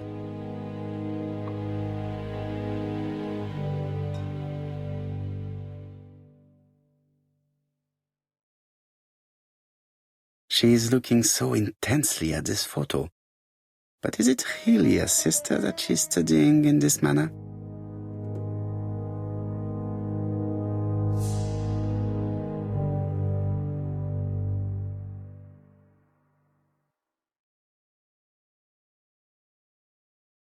They made the perfect couple, am I correct? Yes, in a way. She was pretty and he... Well? He's a bright man, with a promising career ahead of him. He would have made Betty a good husband. He was always attentive and generous. Oh, a true gentleman. I hear a note of envy in your voice. You must have heard wrong.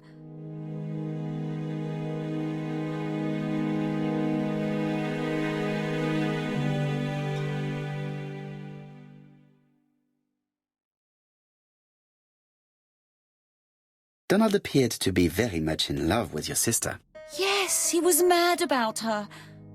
Mad, you say? Being madly in love can often be destructive, and Mr. Fraser was known for being jealous, I believe. No more than average. Men are always slightly possessive, especially when they are with a pretty woman.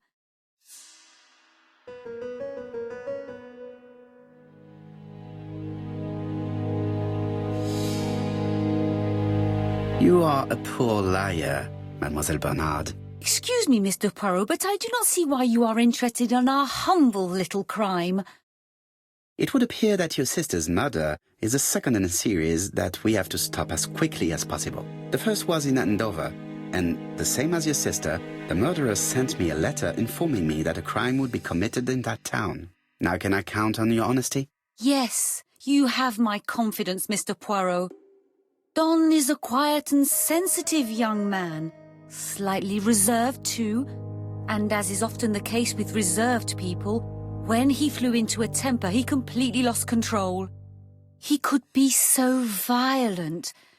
Betty was frightened. And when was this? The first time was about a year ago. But they rowed more recently. Donald found out that Betty had lied to him. She said she was going out with a girlfriend, but she went out for dinner with a married man. It was an awful scene. She told him that until they were married, she was free to go with whoever she pleased. Donald turned quite pale and started shaking and kept saying one day. Well? He'd commit murder.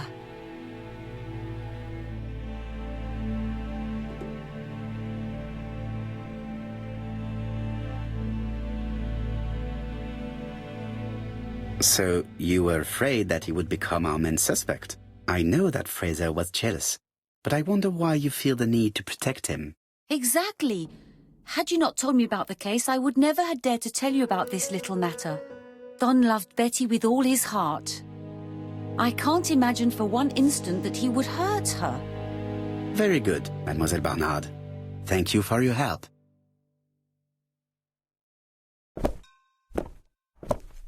Fraser is at the Ginger Cat. The police haven't spoken to him, but they want to. Très bien, Hastings. Let's see him now. Au revoir, mademoiselle. My deepest condolences to your parents. Of course, Mr. Poirot. And don't be too hard on Don. He's more fragile than he looks. If you say so. Let us now try and get our brain cells to work.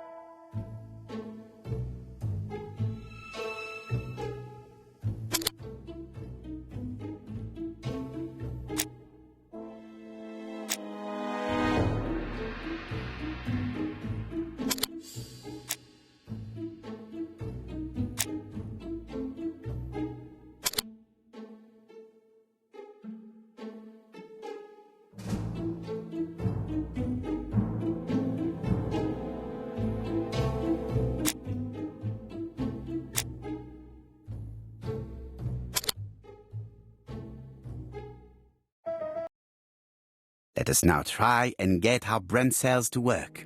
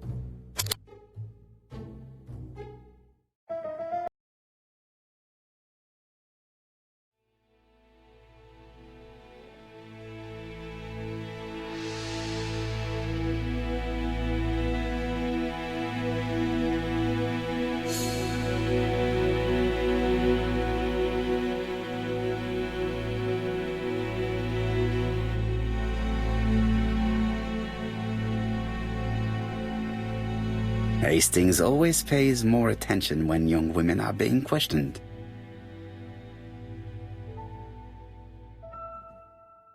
Mr. Poirot, I don't like being stared at. If you have something to say, would you please say it to me?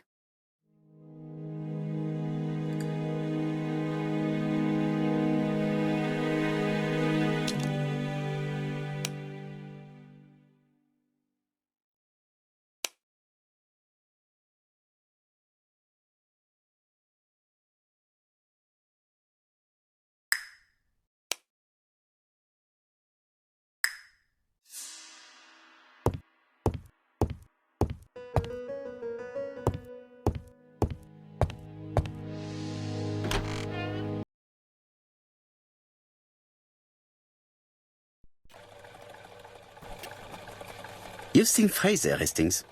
What is your feeling? He's a big chap. Fragile isn't exactly the word that springs to mind. I talked to his landlady before seeing him. She went to bed at 11. Fraser wasn't home yet. Bien. Megan Barnard said he is a reserved character but with a nasty temper. We will see if this is the case.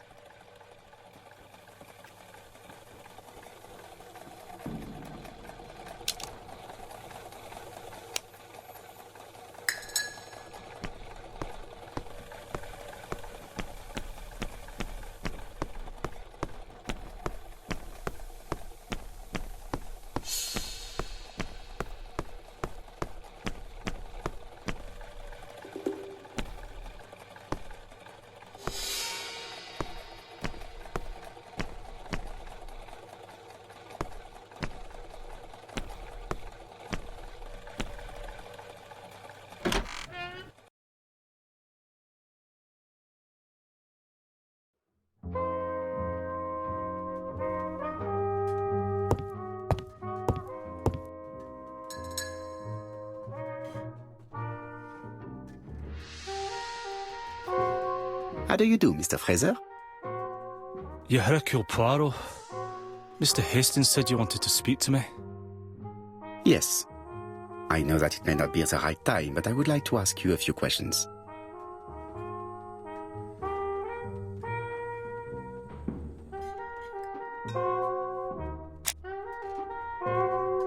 This man looks suspicious.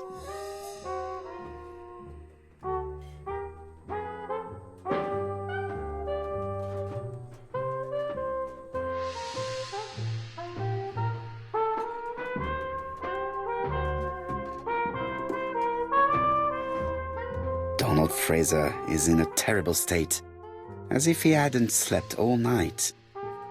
And he's drinking White Horse. Leave me alone.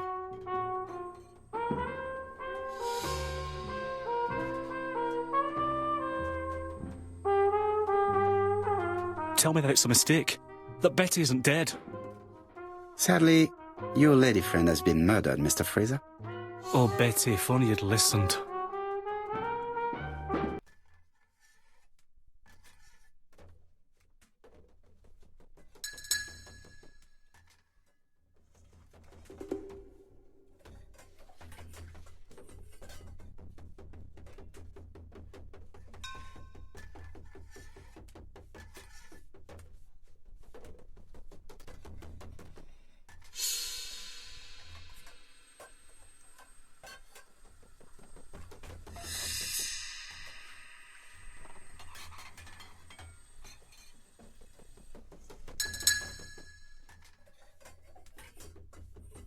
Did you visit Betty yesterday afternoon?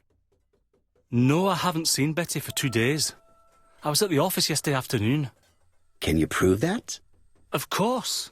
But why this question? Betty died yesterday evening, didn't she?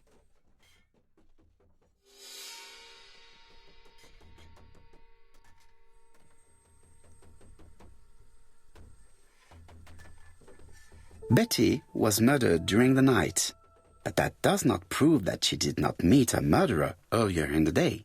So am I a suspect? Everybody close to Betty is a suspect, Mr. Fraser. I would be a very poor detective if I did not examine all possible eventualities. Do you know what Betty's plans were yesterday evening? She said she was having dinner with her sister.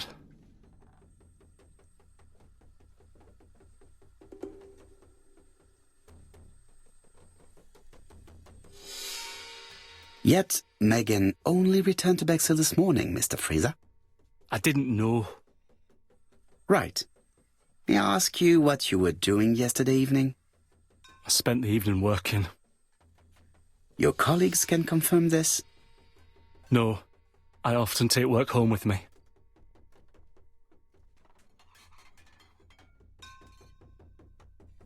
You are lying, Mr. Fraser.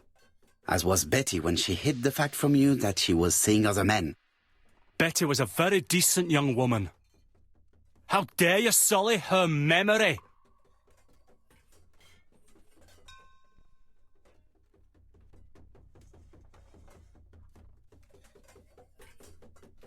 I am not interested in memories of her, Mr. Fraser. I am looking for a killer, and I need you to be my closest ally.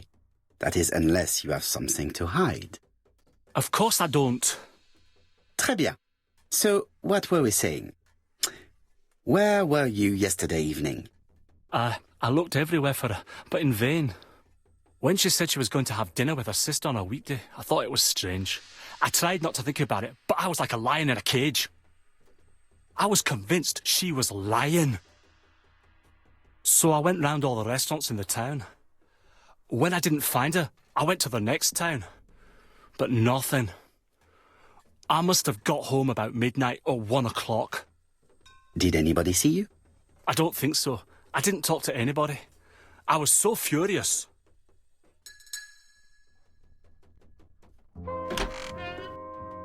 Ah, I knew I'd find you here, Poirot. I thought the victim's young man was here. Yes, is all yours, Chief Inspector. Let us now try and get our brain cells to work.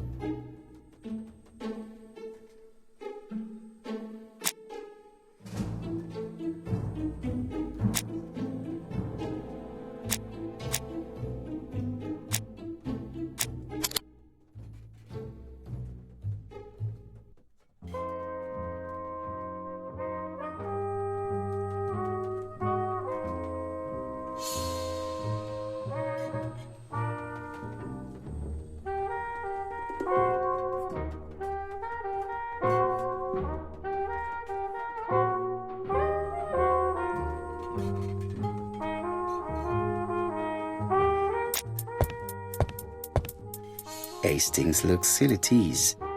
He really doesn't like Fraser. Hastings is bound to tell me what he thinks about Fraser later on.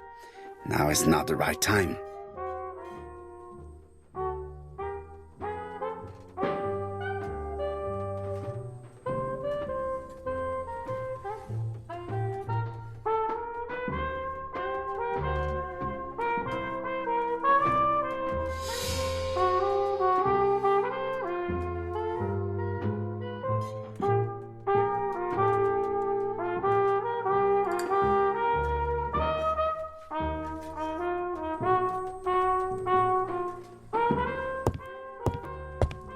I don't want this young man here.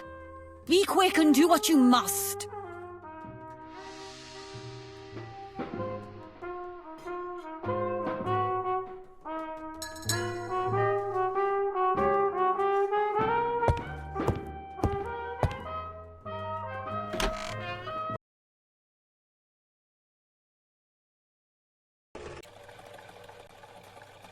Fraser doesn't have an alibi and he's extremely jealous.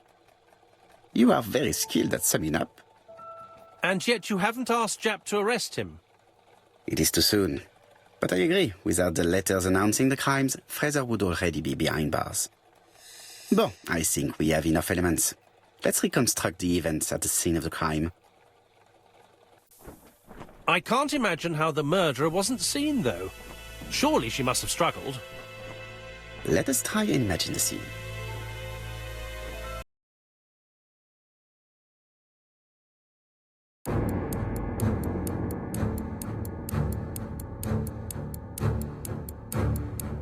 The killer and the victim are walking on the beach. Miss Betty has a bag, a belt around her waist, and carries her shoes in her hand. Both of them walk slowly to hut number 5.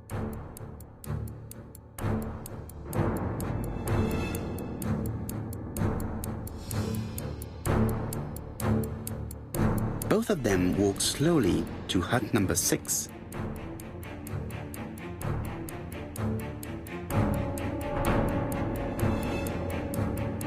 Miss Betty enters the hut. She leaves without her belongings. Then she hides a code.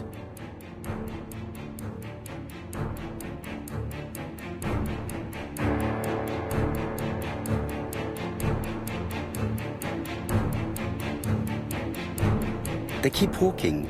Then she removes her belt. The murderer moves behind her and then attacks her by surprise. The body falls, lifeless, on the sand. Everything appears to match the crime scene, mon cher Hastings. That is exactly what happened.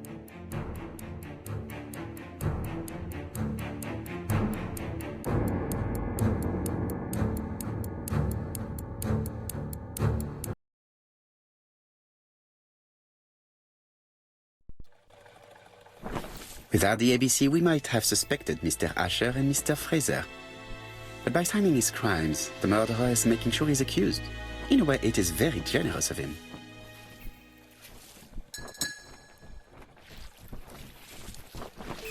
Indeed, the young woman was certainly careless, but not stupid enough to follow a stranger. Return to London, mon cher Hastings.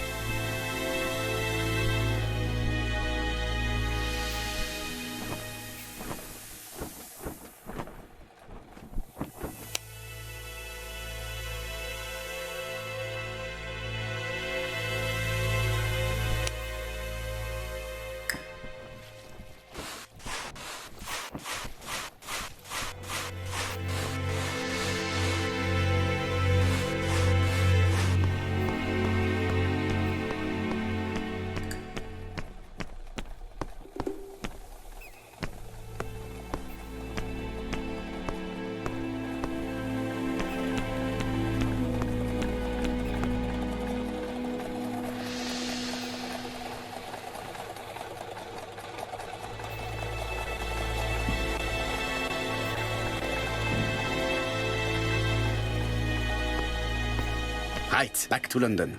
There is nothing more for us to do here.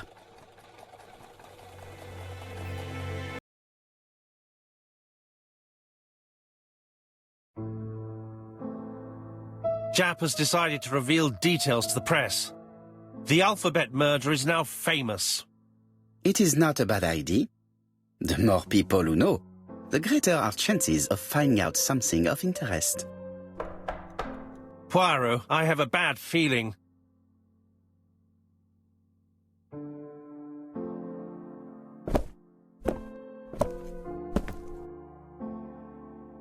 Poor Mr. Poirot, not so good at these little criminal matters as you thought yourself, are you?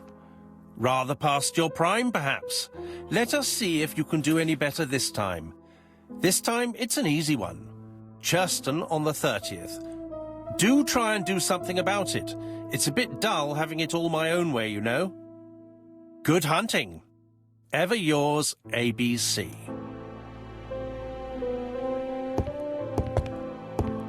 Good hunting. Did you hear that, Poirot? The murderer seems to be taking it all as a game, a challenge. He will strike on 30th in Churston. We must warn Scotland Yard.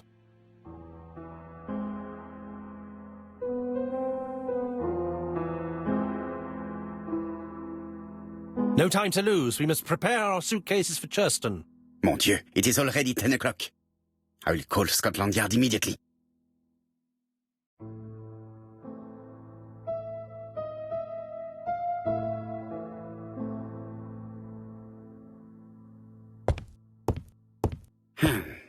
In his haste, Hastings tore the envelope.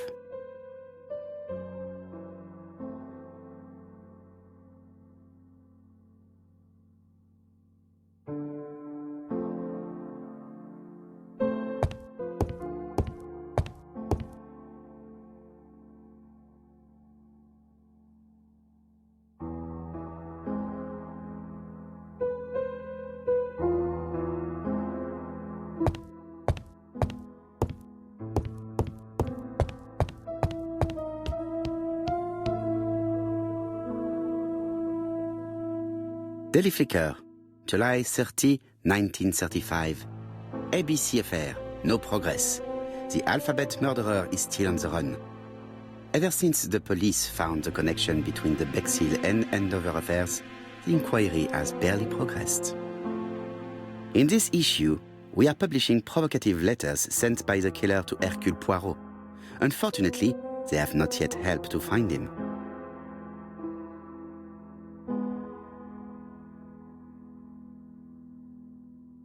Daily Flicker, July the 26th, 1935. The Bexhill Horror. Young maid strangled on the beach. Killer struck at midnight.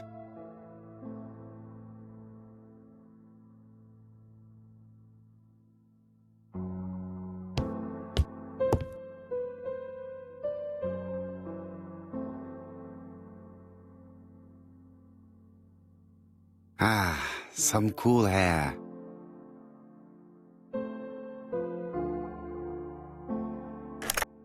Hello, chap.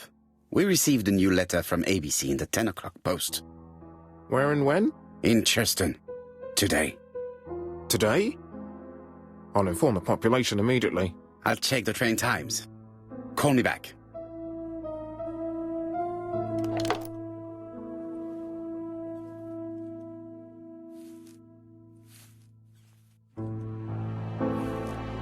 It is not a good time.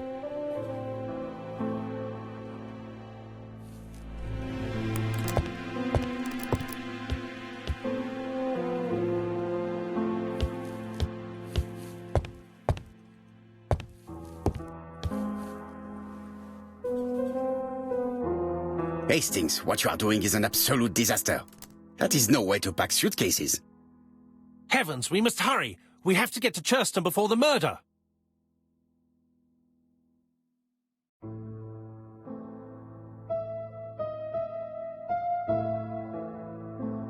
Hastings' order and method are always necessary, regardless of the circumstances.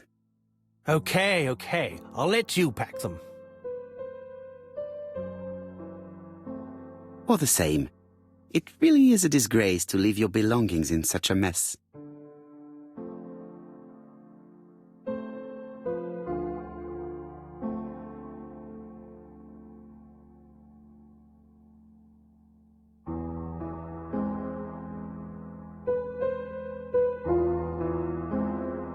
Voila! It only took a minute. Poirot, you were right. I've just consulted the ABC guide. There's no hurry. The next train doesn't leave till 11:45. You see, there is no need to hurry. We will not be in Churston until tomorrow morning, after the murder. But why has the murderer warned us so late? It's not what he usually does. Did he do it on purpose? Very good question, Hastings. We should also compare the letter we have just received with the other two, although I have very little doubt about what we will find.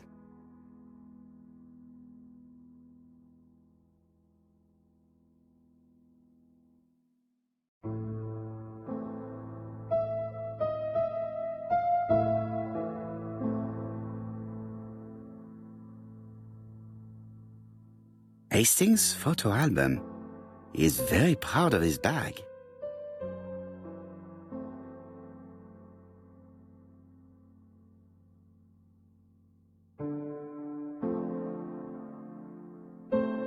We've missed the 6:45 train, but we have plenty of time to catch the night train.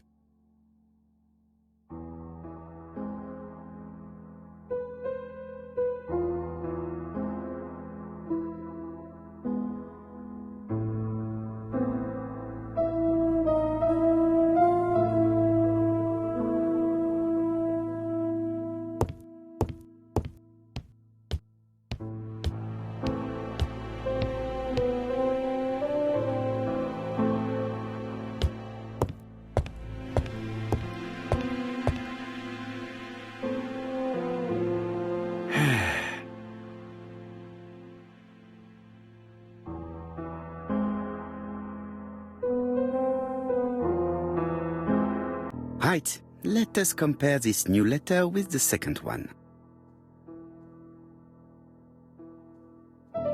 Let us examine this more closely.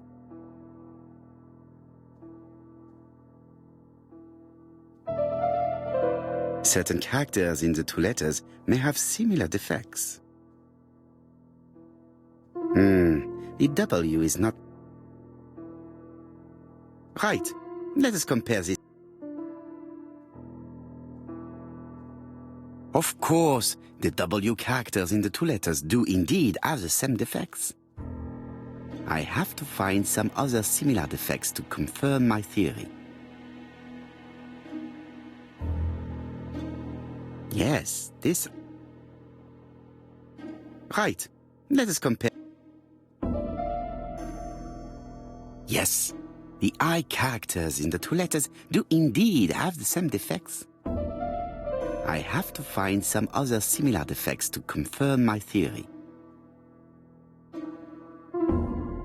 Yes, the A appears to be quite unusual. Right, let us That's right. The A characters in the two letters do indeed have the same defects.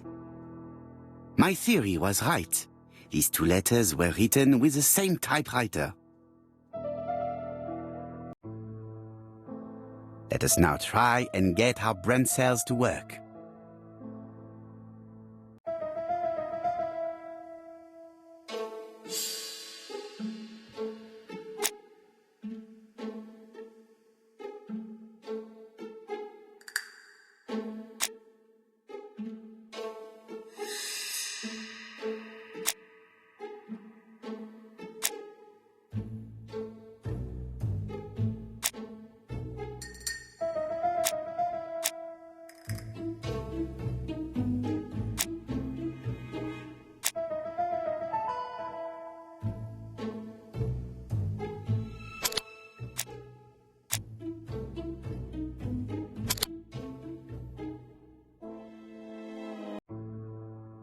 The letter should have arrived in time.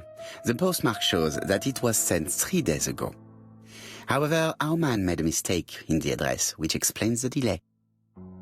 All the same, the post office took their time correcting the error. Come on, Poirot. Your address is not quite as well known as that of Scotland Yard. Poirot, the telephone. It must be Jap.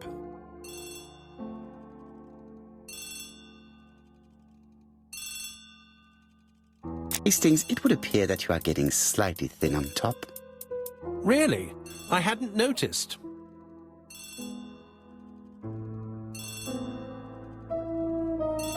Poirot, the telephone. It must be Jap.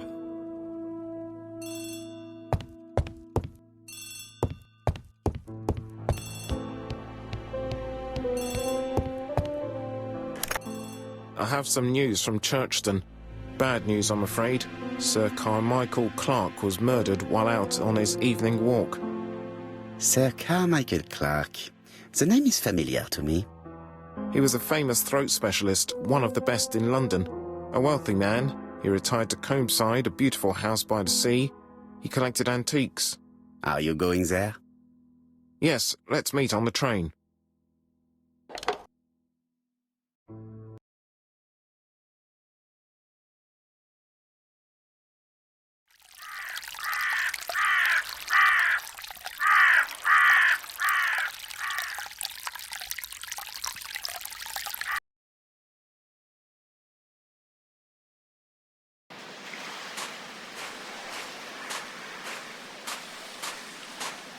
The victim is called Sir Carmichael Clark, one of the best throat specialists in London. The body was still warm when we found it. If we'd been warned earlier, we definitely could have saved him. It appears that the murderer made a mistake when he wrote his letter. A mistake? Lucky for him. And what if he did it on purpose? No. He's defined his madcap rules and he's sticking to them. It's a matter of pride for him. Shall we go up to the house, Poirot? You go, my friend. I will come soon.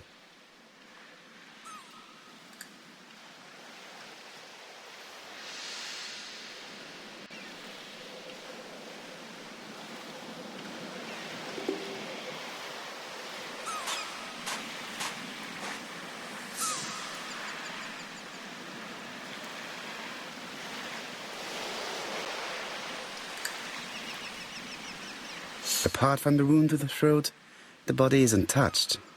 No cuts, no bruises.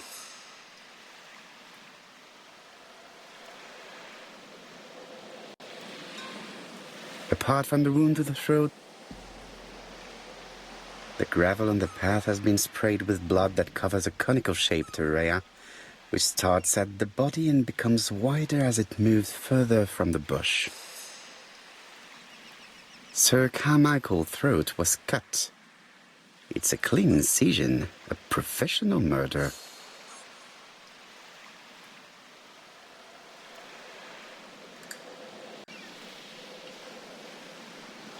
An ABC guide. The murderer's customary signature, covered in blood this time.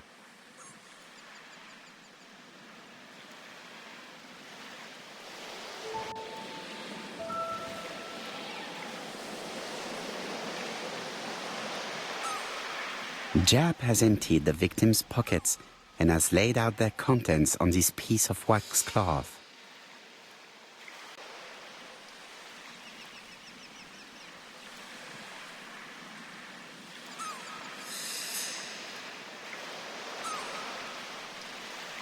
Nothing appears to be missing from this wallet.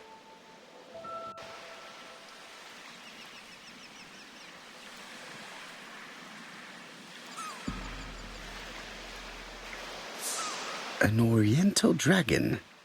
It's an old piece, much older than the pocket watch on which it was fastened.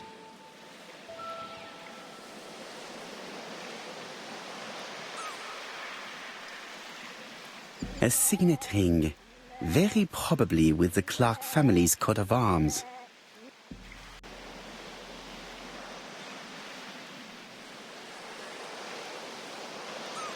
It is pointless.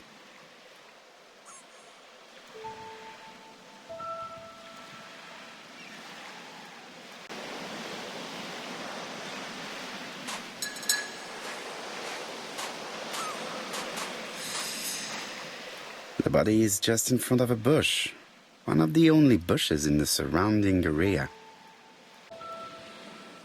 The vegetation behind the bush has been trampled. Let us now try and get our brain cells to work.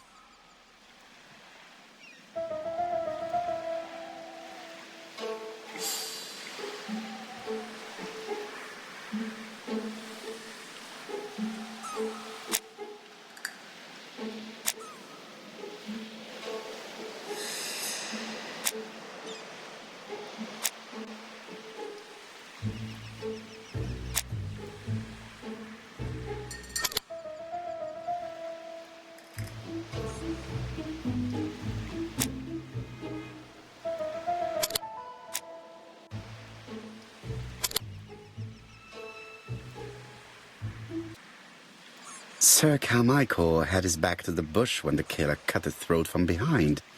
A fatal blow that sprayed blood over a range of more than 1 meter. Let us now try and get our brain cells to work.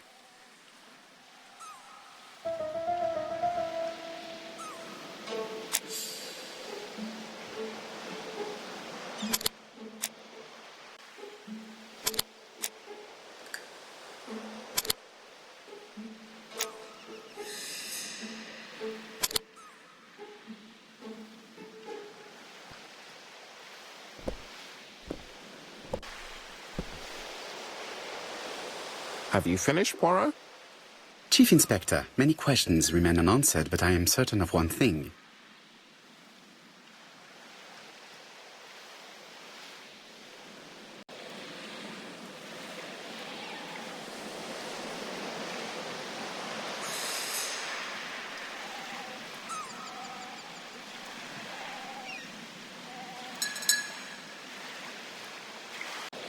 The killer is a daring opportunist. He met Sir Carmichael at nightfall on this deserted path and took advantage of the situation. Impossible. You forget the trampled grass behind the bush. Ah, c'est vrai. It proved that he was waiting for his victim. Quite right. He must have known Sir Carmichael's movements well to plan such an attack.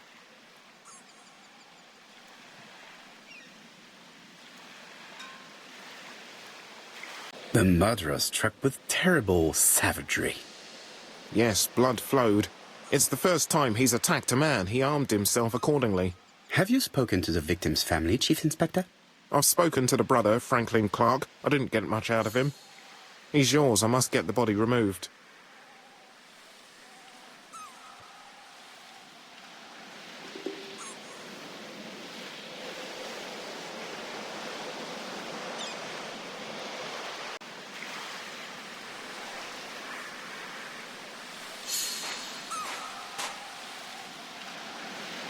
This place is very calming.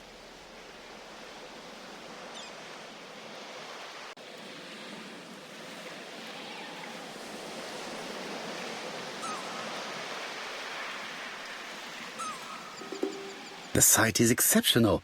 It is easy to imagine that Sir Carmichael used to enjoy stopping here every evening.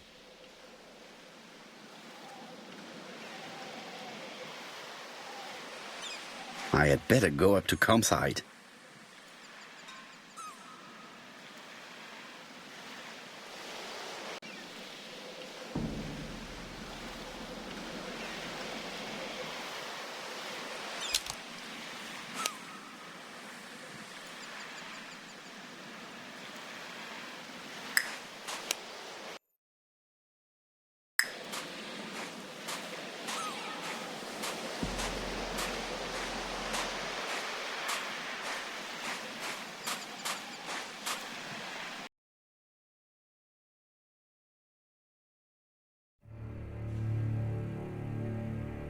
To be honest, this inspector seems rather obtuse.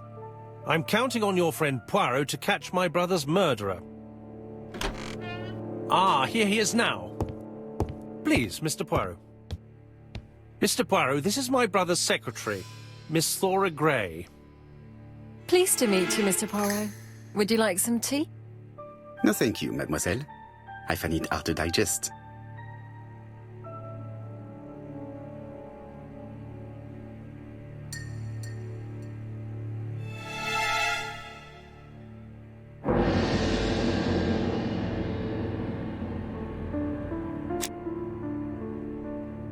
There is something very viril about him.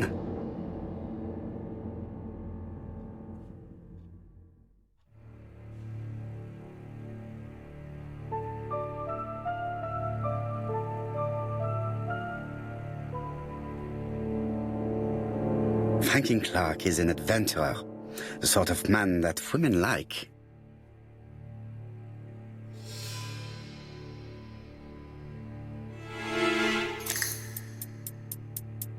There is something elegant about her.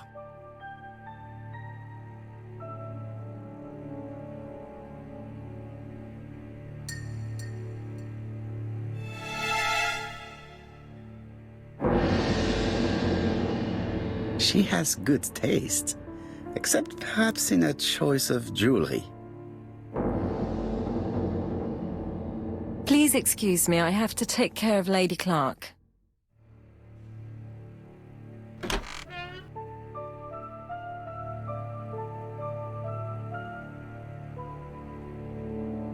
It is not the right time.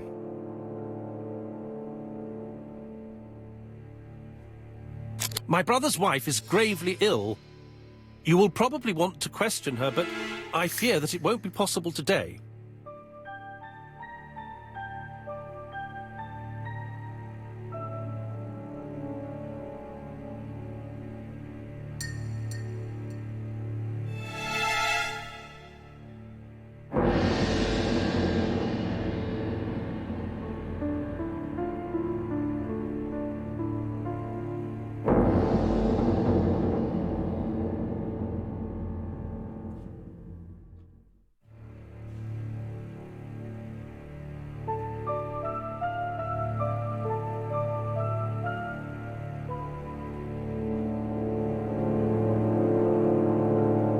insist, Mr. Clark.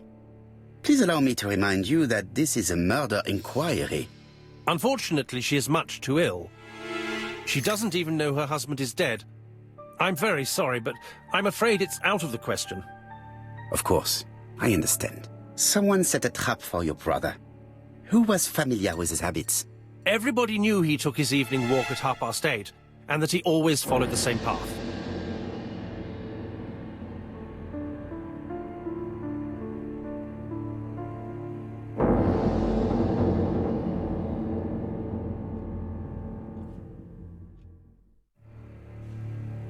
Was it your favorite novel? The Railway Children by Edith Nesbit. I know it's a children's book, but it's enthralling. So it was you who found the body? Yes, along with the gardener. Have you seen any strangers around the house recently? No. As far as I know, nobody has been near the house. Miss Clark. Oh, Lady Clark must have fallen from her chair. I have to help Miss Grey get her up. Hastings, while our host is gone, let's examine the drawing room. But, Poirot, a gentleman shouldn't... I take full responsibility. All you have to do is to leave the drawing room door ajar and let me know if anyone is coming.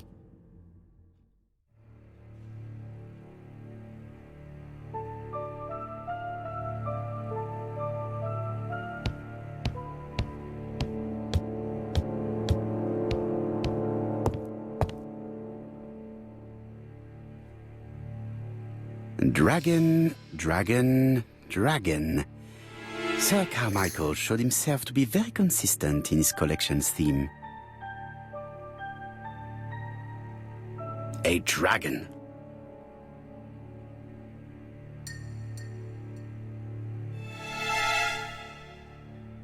A crane?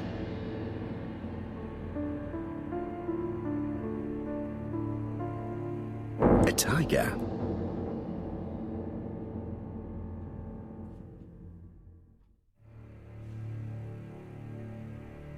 It is an emperor. His place at the center of the table is probably symbolic.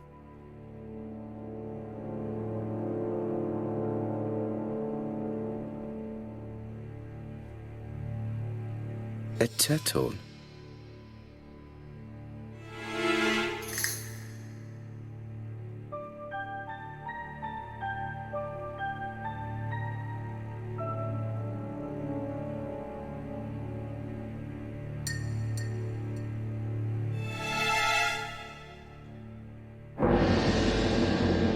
Comside's private collection, purchases since 1920. The catalogue for Sir Carmichael Clark's collection.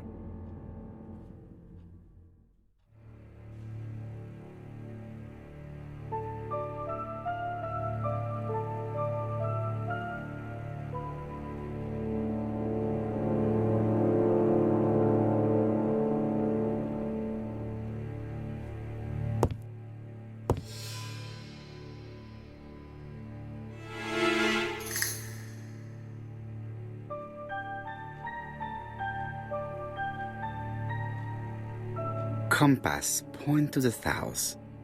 Bronze and magnetite, Han Dynasty, circa 210 BC, purchased in Hong Kong 1935.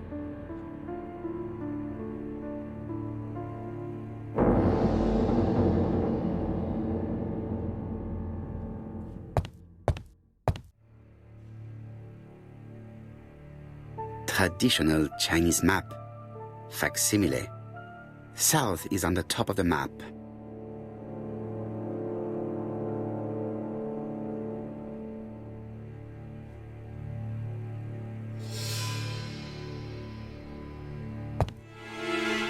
There are some very valuable objects here.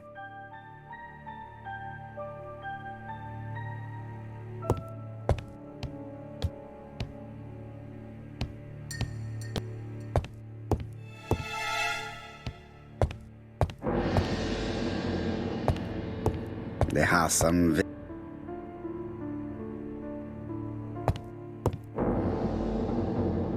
The The interior is richly decorated.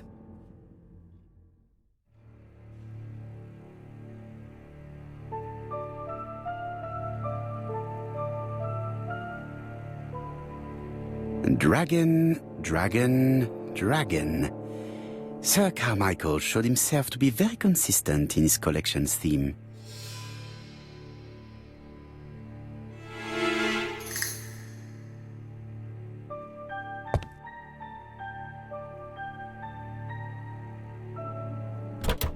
It's locked.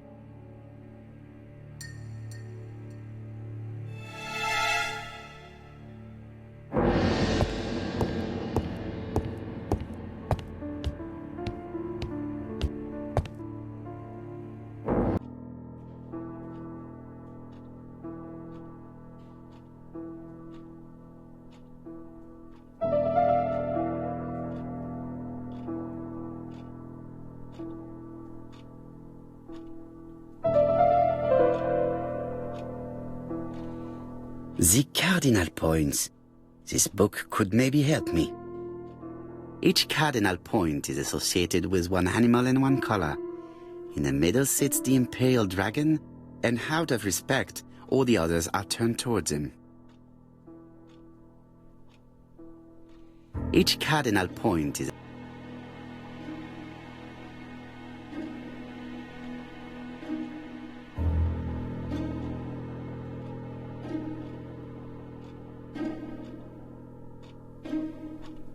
turtle, the dragon, the crane, and the tiger. I think I've already seen this motif somewhere.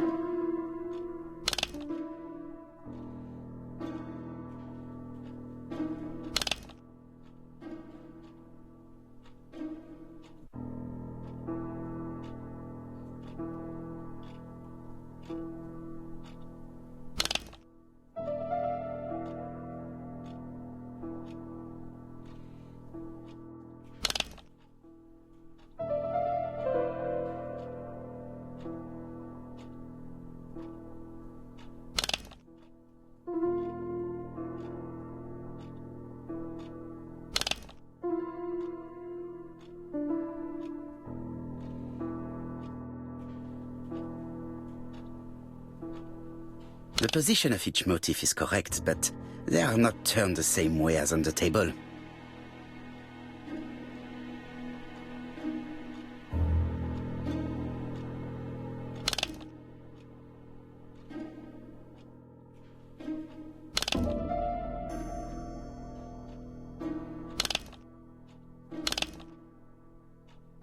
I think I heard a bang.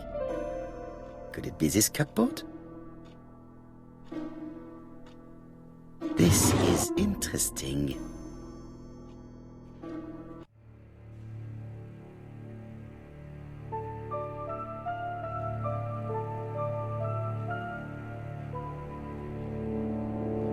Ernest Logan, MD, Brighton Cancer Institute, 201 Dusk Road, Brighton, Sussex. To Sir Carmichael Clark, MD, Comside Churstone, Devon. Brighton, 1935, January the 5th. As a man of science, I owe it to you to be completely frank. Lady Clark, your wife is suffering from a generalized terminal cancer. I confess I didn't suspect anything like that during the first exams. But with the test results I have received today, there is unfortunately no place for doubt. I estimate that Lady Clark's life expectancy is no more than 1 year. Hospitalization would not help in her case, so I advise you to keep her at home and provide her with as much morphine as required to ease her last moments. Yours sincerely, Ernest Logan. These daggers are only ceremonial weapons. I do not think that the crime weapon is here.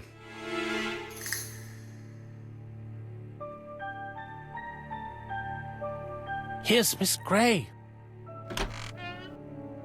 Sorry to keep you waiting. Lady Clark's condition requires regular care. I believe you want to ask me a few questions. Indeed, mademoiselle. This porcelain is remarkable. Is it old? It's about 3 centuries old, I believe. Wait, let me find the reference.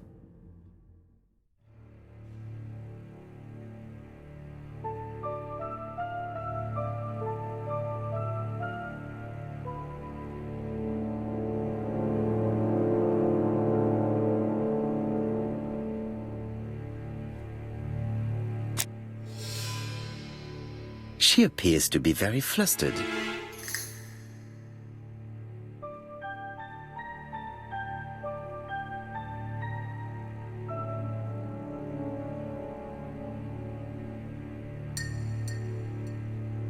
She is unable to hide her emotion, and her makeup has been disturbed.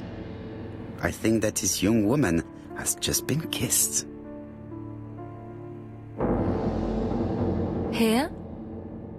Teapot with black dragon, Gangxi period, end of the 17th century. It is a rare piece with unusual colours. You have a good knowledge of art history. Acquired while working with Sir Carmichael. I used to help him manage his collection and choose his new acquisitions.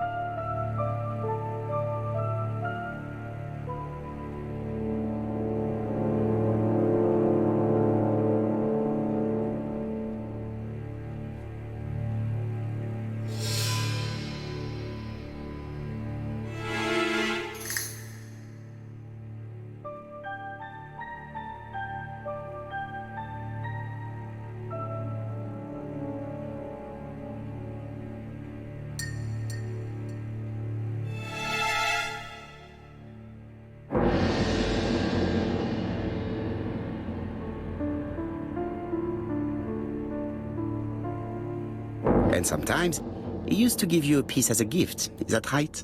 Gift? What do you mean?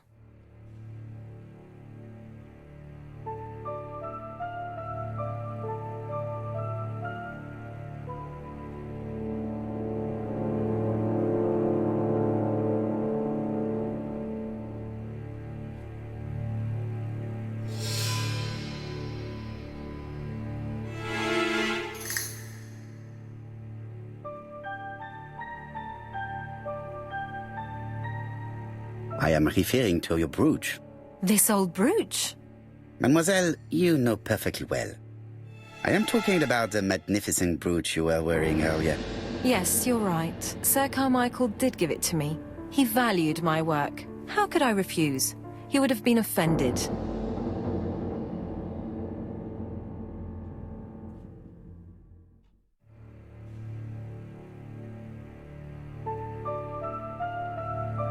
You took it off because of Lady Clark, am I right?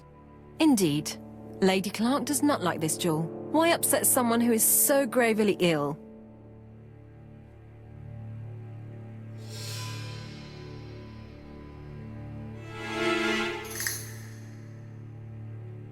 I see. Maybe Lady Clark is a little jealous. Mr. Poirot, do not be mistaken. There was nothing going on between Sir Carmichael Clark and myself. It's just... how should I say? Well, Lady Clark is very suspicious. Insanely suspicious. Wearing this old brooch in front of her would have caused her unnecessary suffering. Don't you think? I am not blaming you, mademoiselle. Have you seen any strangers hanging around in the past few days? No. Nobody has been near Comside.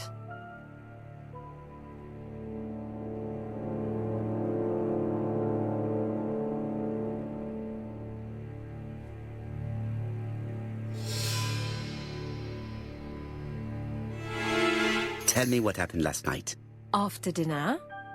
Well, I did some sewing and then I went to bed. I was woken by the telephone at 11. I heard Franklin Clark speaking with the gardener. They left with some lanterns and they found the body.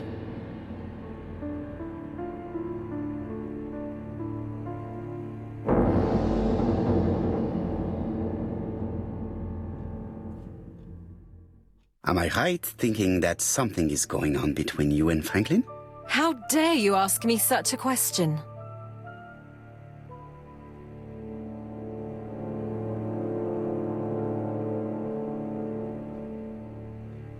Mademoiselle, it is difficult to hide things from me. He kissed you earlier, did he not? My goodness, with Sir Carmichael's death, I was feeling so awful, so worried. I was unable to resist. I am not judging you, mademoiselle.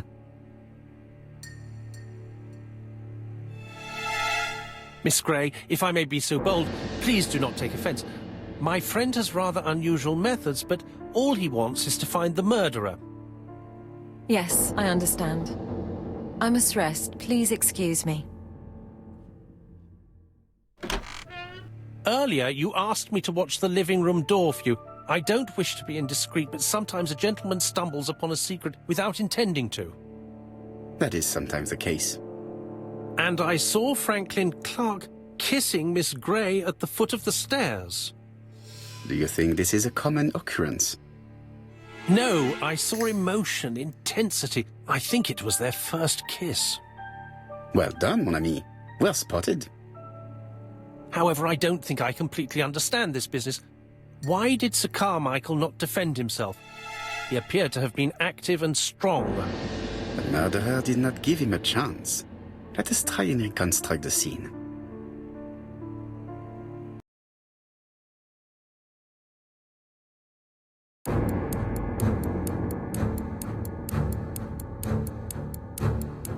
Sir Clark is taking his customary walk. Our killer is hiding behind a bush.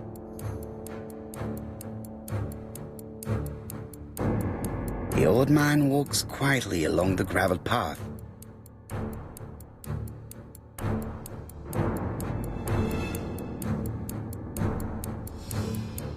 Then he turns towards the sea to gaze at it.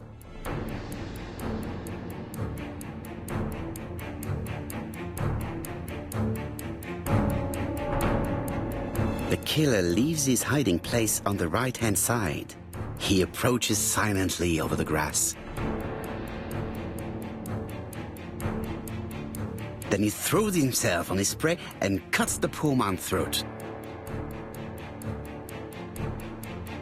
He then lays down the ABC before leaving. Everything appears to match the crime scene, mon cher Hastings. That is exactly what happened.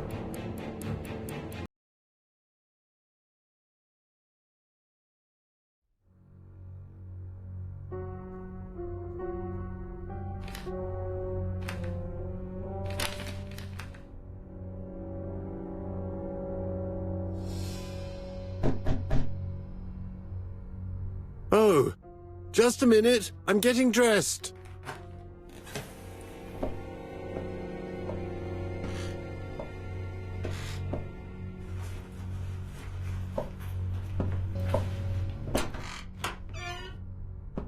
Mr. Kirst, have you recently returned from Churston?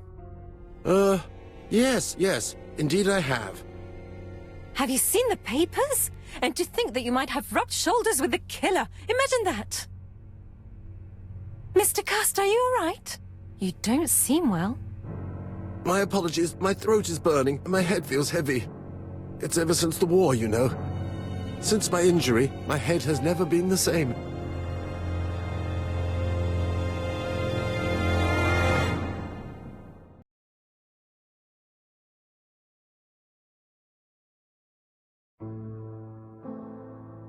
Poirot, it's a pleasure to be with you again after all these years. I looked for a gift to thank you, and I found this propelling pencil. An authentic collector's item. You spoil me, mon ami. And you more so by sharing investigations. Do not underestimate the help you are to me, Hastings. Intellect is not everything. There is also goodwill, and you are not short of that. Later, I will ask you to help me tidy up the room and bring some chairs. Our guest will be here soon. Ah, is Thora Grey coming? Naturally. She is a fascinating young woman, n'est-ce pas? Oh, come on, Poirot. I'm a married man. And Miss Grey has already been courted by Franklin Clark. Poirot, our guests will be here soon. We must prepare ourselves.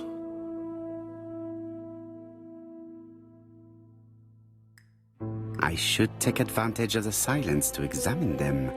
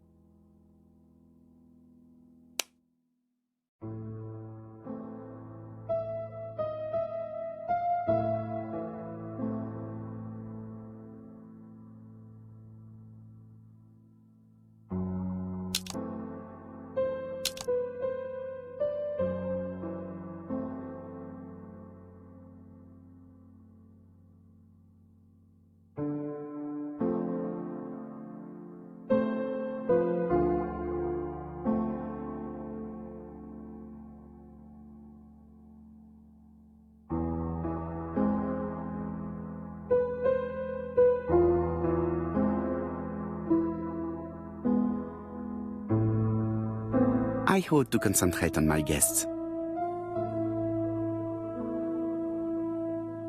Franklin Clark always seems at ease, regardless of where he is.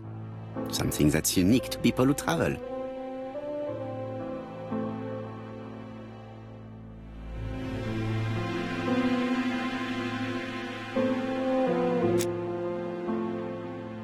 Donald is always on edge.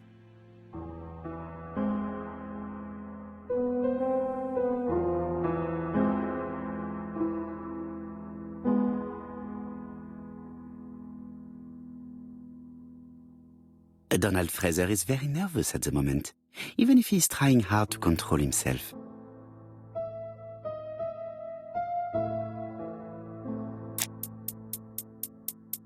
She appears to have taken more care with her appearance than the last time.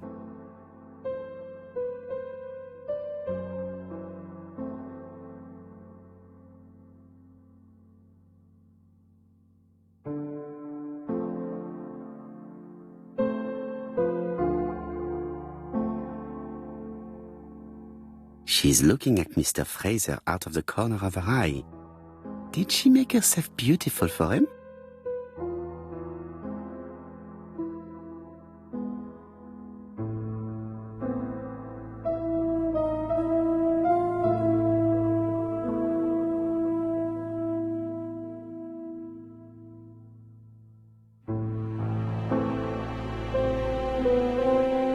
The song says, "Sometimes I love a blonde who comes from Eden by way of Sweden.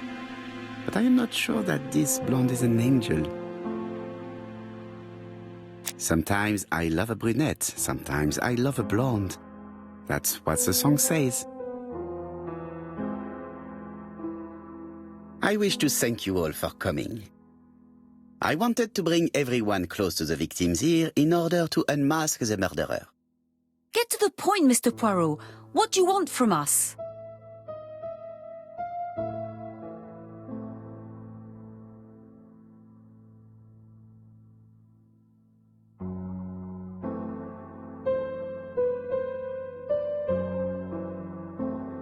You are an intelligent woman, Mademoiselle Barnard, and I'm sure that you have already understood my intentions. You think that if we put our heads together, we might come up with something new? I am convinced of it. What I ask is that you search your memories. The murderer must have left some trace. Yes, he must have prepared his crimes very carefully. Tout à fait. He did not get to Bexhill at midnight in order to strangle a young girl whose name by chance starts with P. Must we go into that?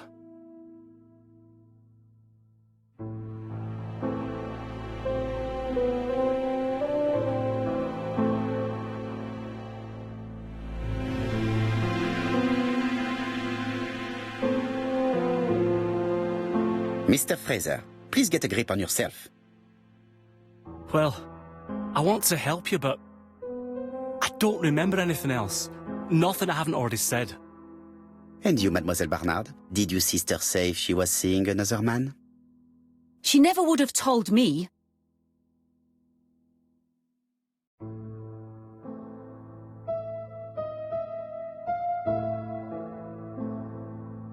Why would she hide the fact from you? Betty knew I didn't approve of her behaviour. Her flirting was spoiling any chance she might have had. Tell me, mademoiselle, what did you talk about with your sister? Silly things. Her new dress. She wanted a pair of black stockings to go with it. Mother bought her a brand new pair. The day it happened, she was crying. And to think that Betty never even wore them. Poor Mummy. Your sister used to sing, I believe. Did she ever perform in public? She dreamt about it, but she had a very bad cough. It troubled her greatly. She had to cancel auditions and miss lots of opportunities. A pity. Yes, she sang well, but that doesn't tell us much about the murderer. Qui sait? In any case, we now have enough information to draw up a relatively precise psychological profile. Let us now try and get our brain cells to work.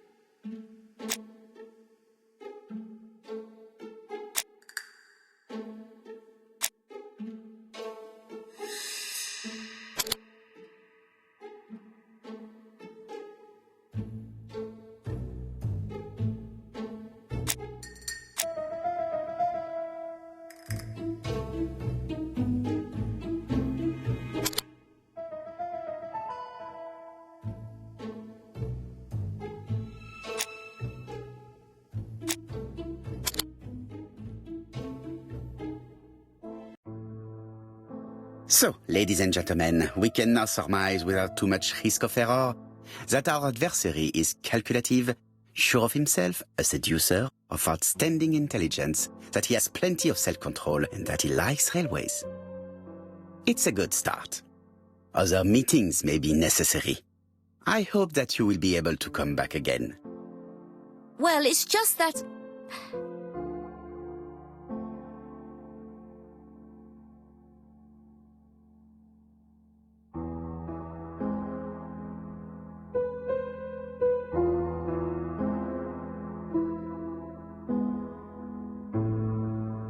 Is something bothering you, Mary?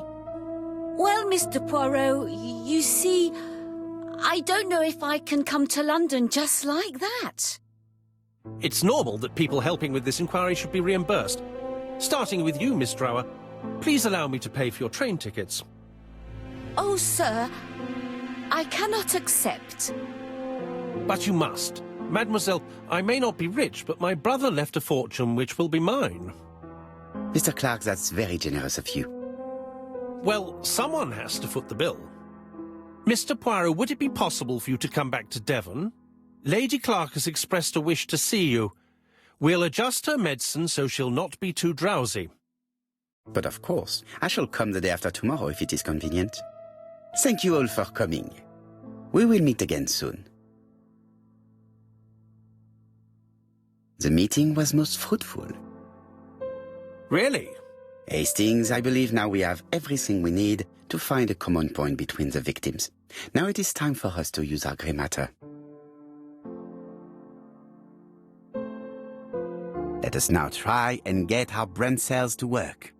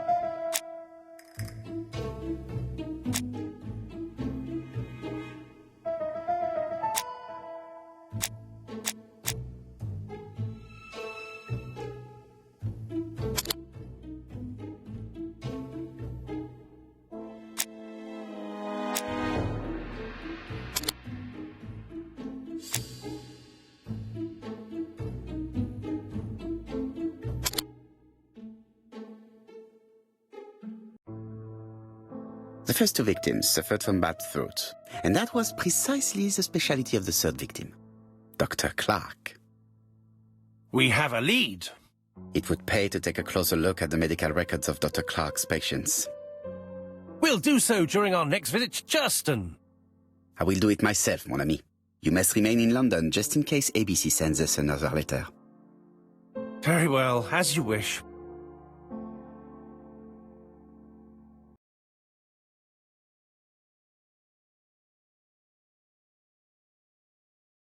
Thank you for coming, Mr. Poirot. Lady Clark is waiting for you in her bedroom on the first floor. Please excuse me, I cannot stay for the interview. I've to take Miss Gray to the station to see our lawyer in Torquay.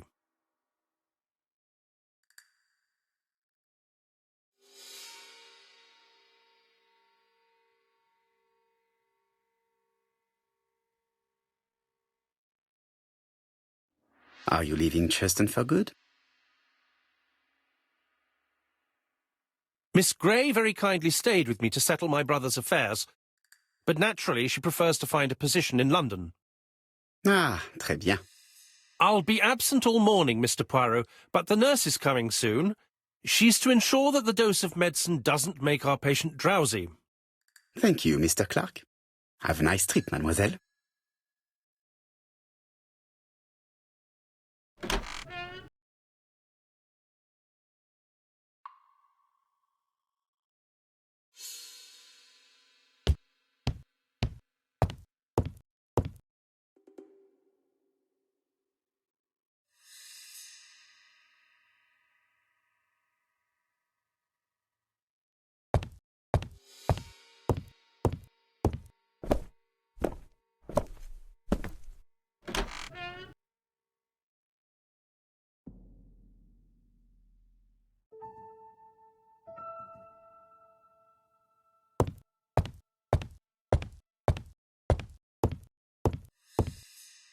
It would be rude to make Lady Clark wait any longer.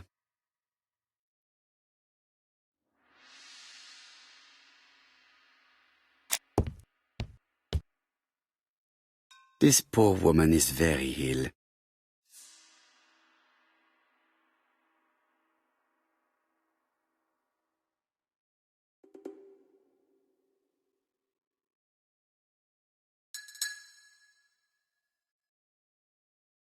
This woman is suffering. She is in no state to have a conversation.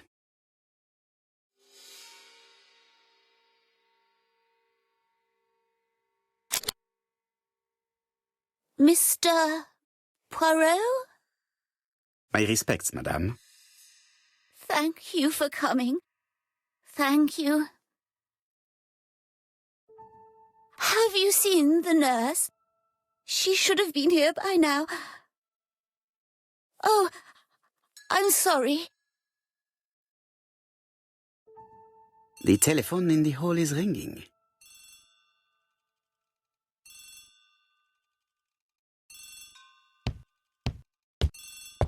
Lady Clark is in pain. I have to give her an injection of morphine to ease her suffering.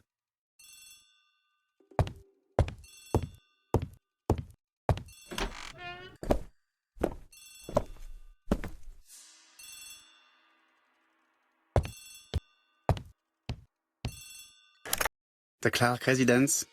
Detective Hercule Poirot speaking. How do you do, Mr. Poirot? I'm Lady Clark's nurse. I wanted to let you know that I won't be able to come for her injection today. Might Miss Grey be able to do it? She has just left, but I will take care of it. Thank you. That's very kind of you. You'll find the skeleton key to open the medicine cabinet hidden in the lion trophy. You can count on me. Au revoir, mademoiselle. Oh, thank you kindly. Goodbye, Mr. Poirot.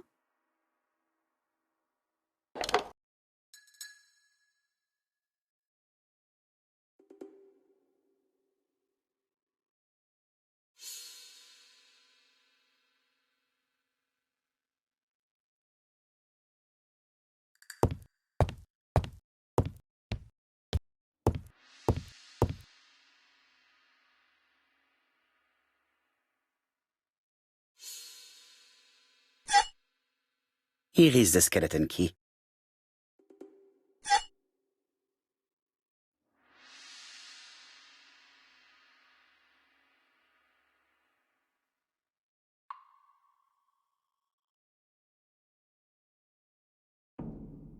April 1925, Aceh Province, Sumatra.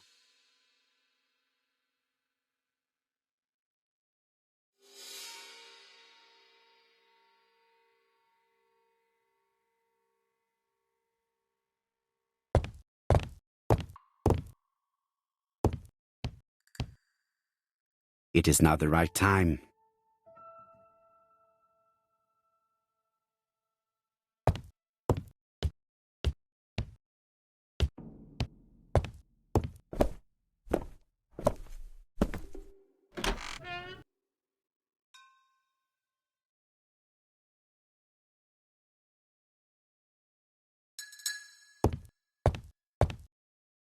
Lady Clark is in pain. I have to give her an injection of morphine. Lady Clark.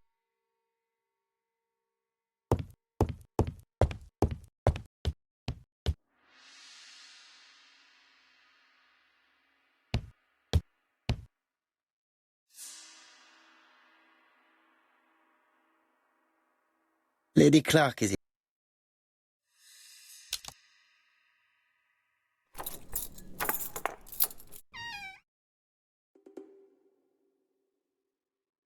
Ah, Mr. Poirot.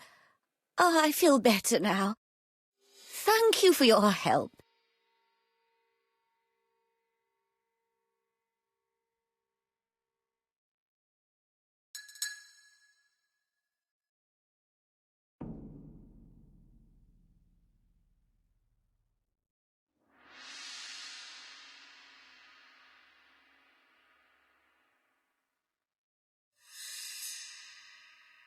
You asked for me, chère madame?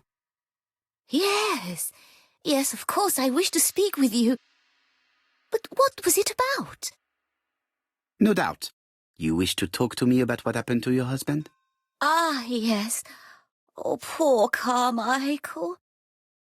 Has the madman who killed him been caught? Not yet, chère madame. There was a great many people in Cheston on the day of the murder. Indeed. People go straight to the beach. They don't come near Coomside. So, there were no strangers around the house that day? Who said that? The people who live here. Your brother-in-law, Miss Gray. Miss Gray? Oh, I don't like her. Franklin wanted her to stay, but I insisted she should go, immediately. You are entitled to do so, naturally. I'm pleased that you approve. The others have been taken in by her. But at least you can see through that self-pity act. See what she's up to. Oh.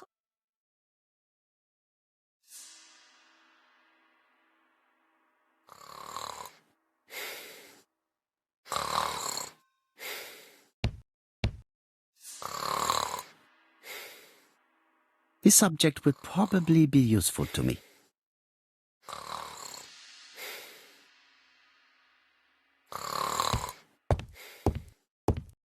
This subject would probably be useful to me.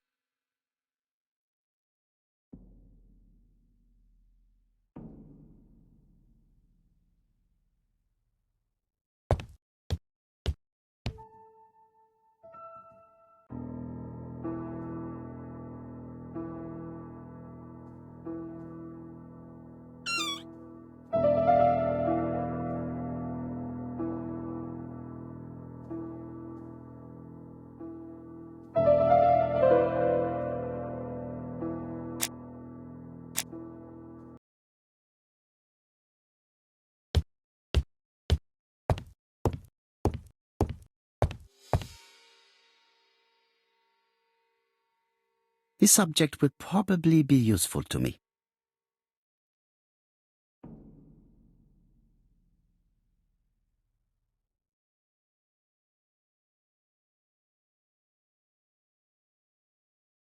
This couple appears to be having fun.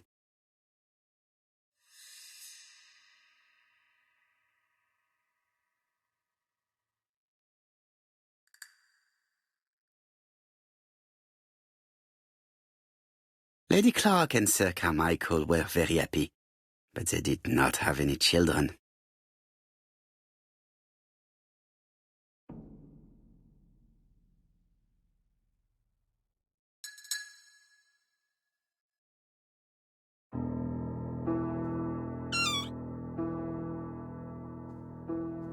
This spring appears to be broken. The mechanism appears to be broken.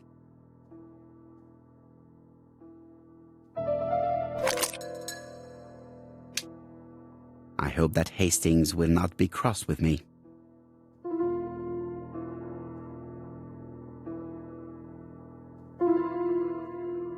This part appears to be working.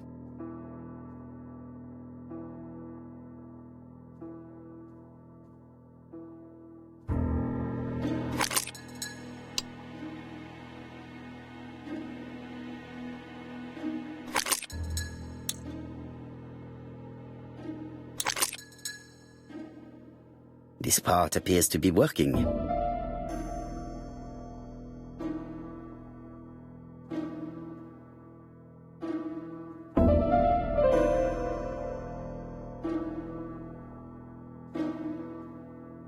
This part appears to be working.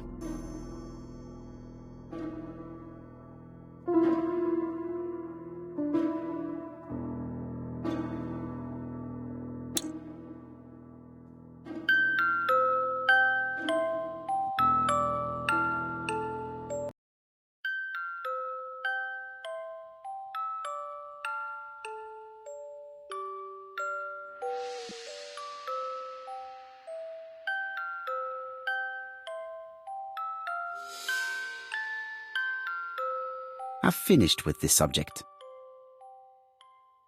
I've finished with this. I've finished.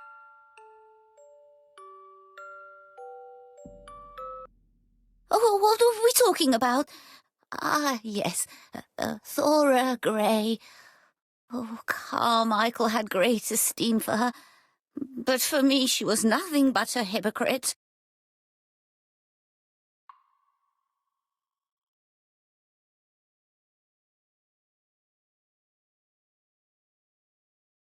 Miss Grey was a hard worker, though. Thank goodness. Fortunately, she was good at her job. I don't see why you all think you should have to defend that girl. You are very harsh. Do not forget that the girl is an orphan. Yes, and she used the fact to get around men. Take Franklin. He's fallen for her sweet-talking charms. Oh, he's a lovely boy, very plucky and sure of himself. But so naive, oh, when it comes to women.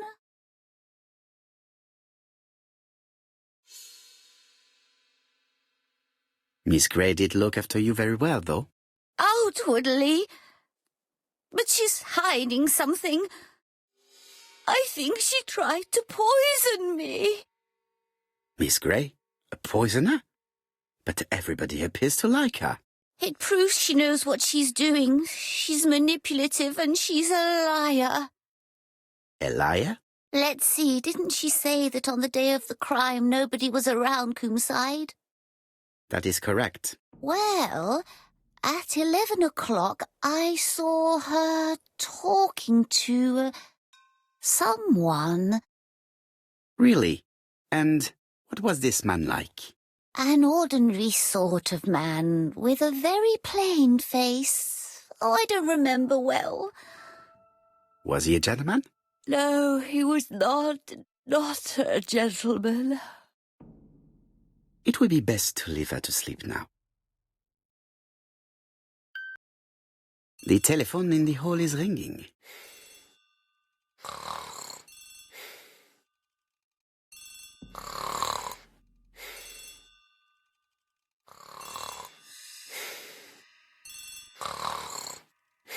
I've finished with...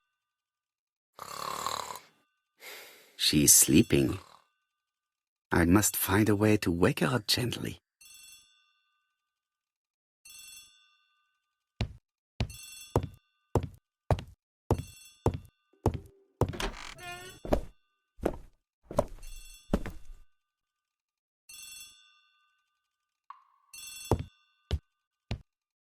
The telephone is ringing.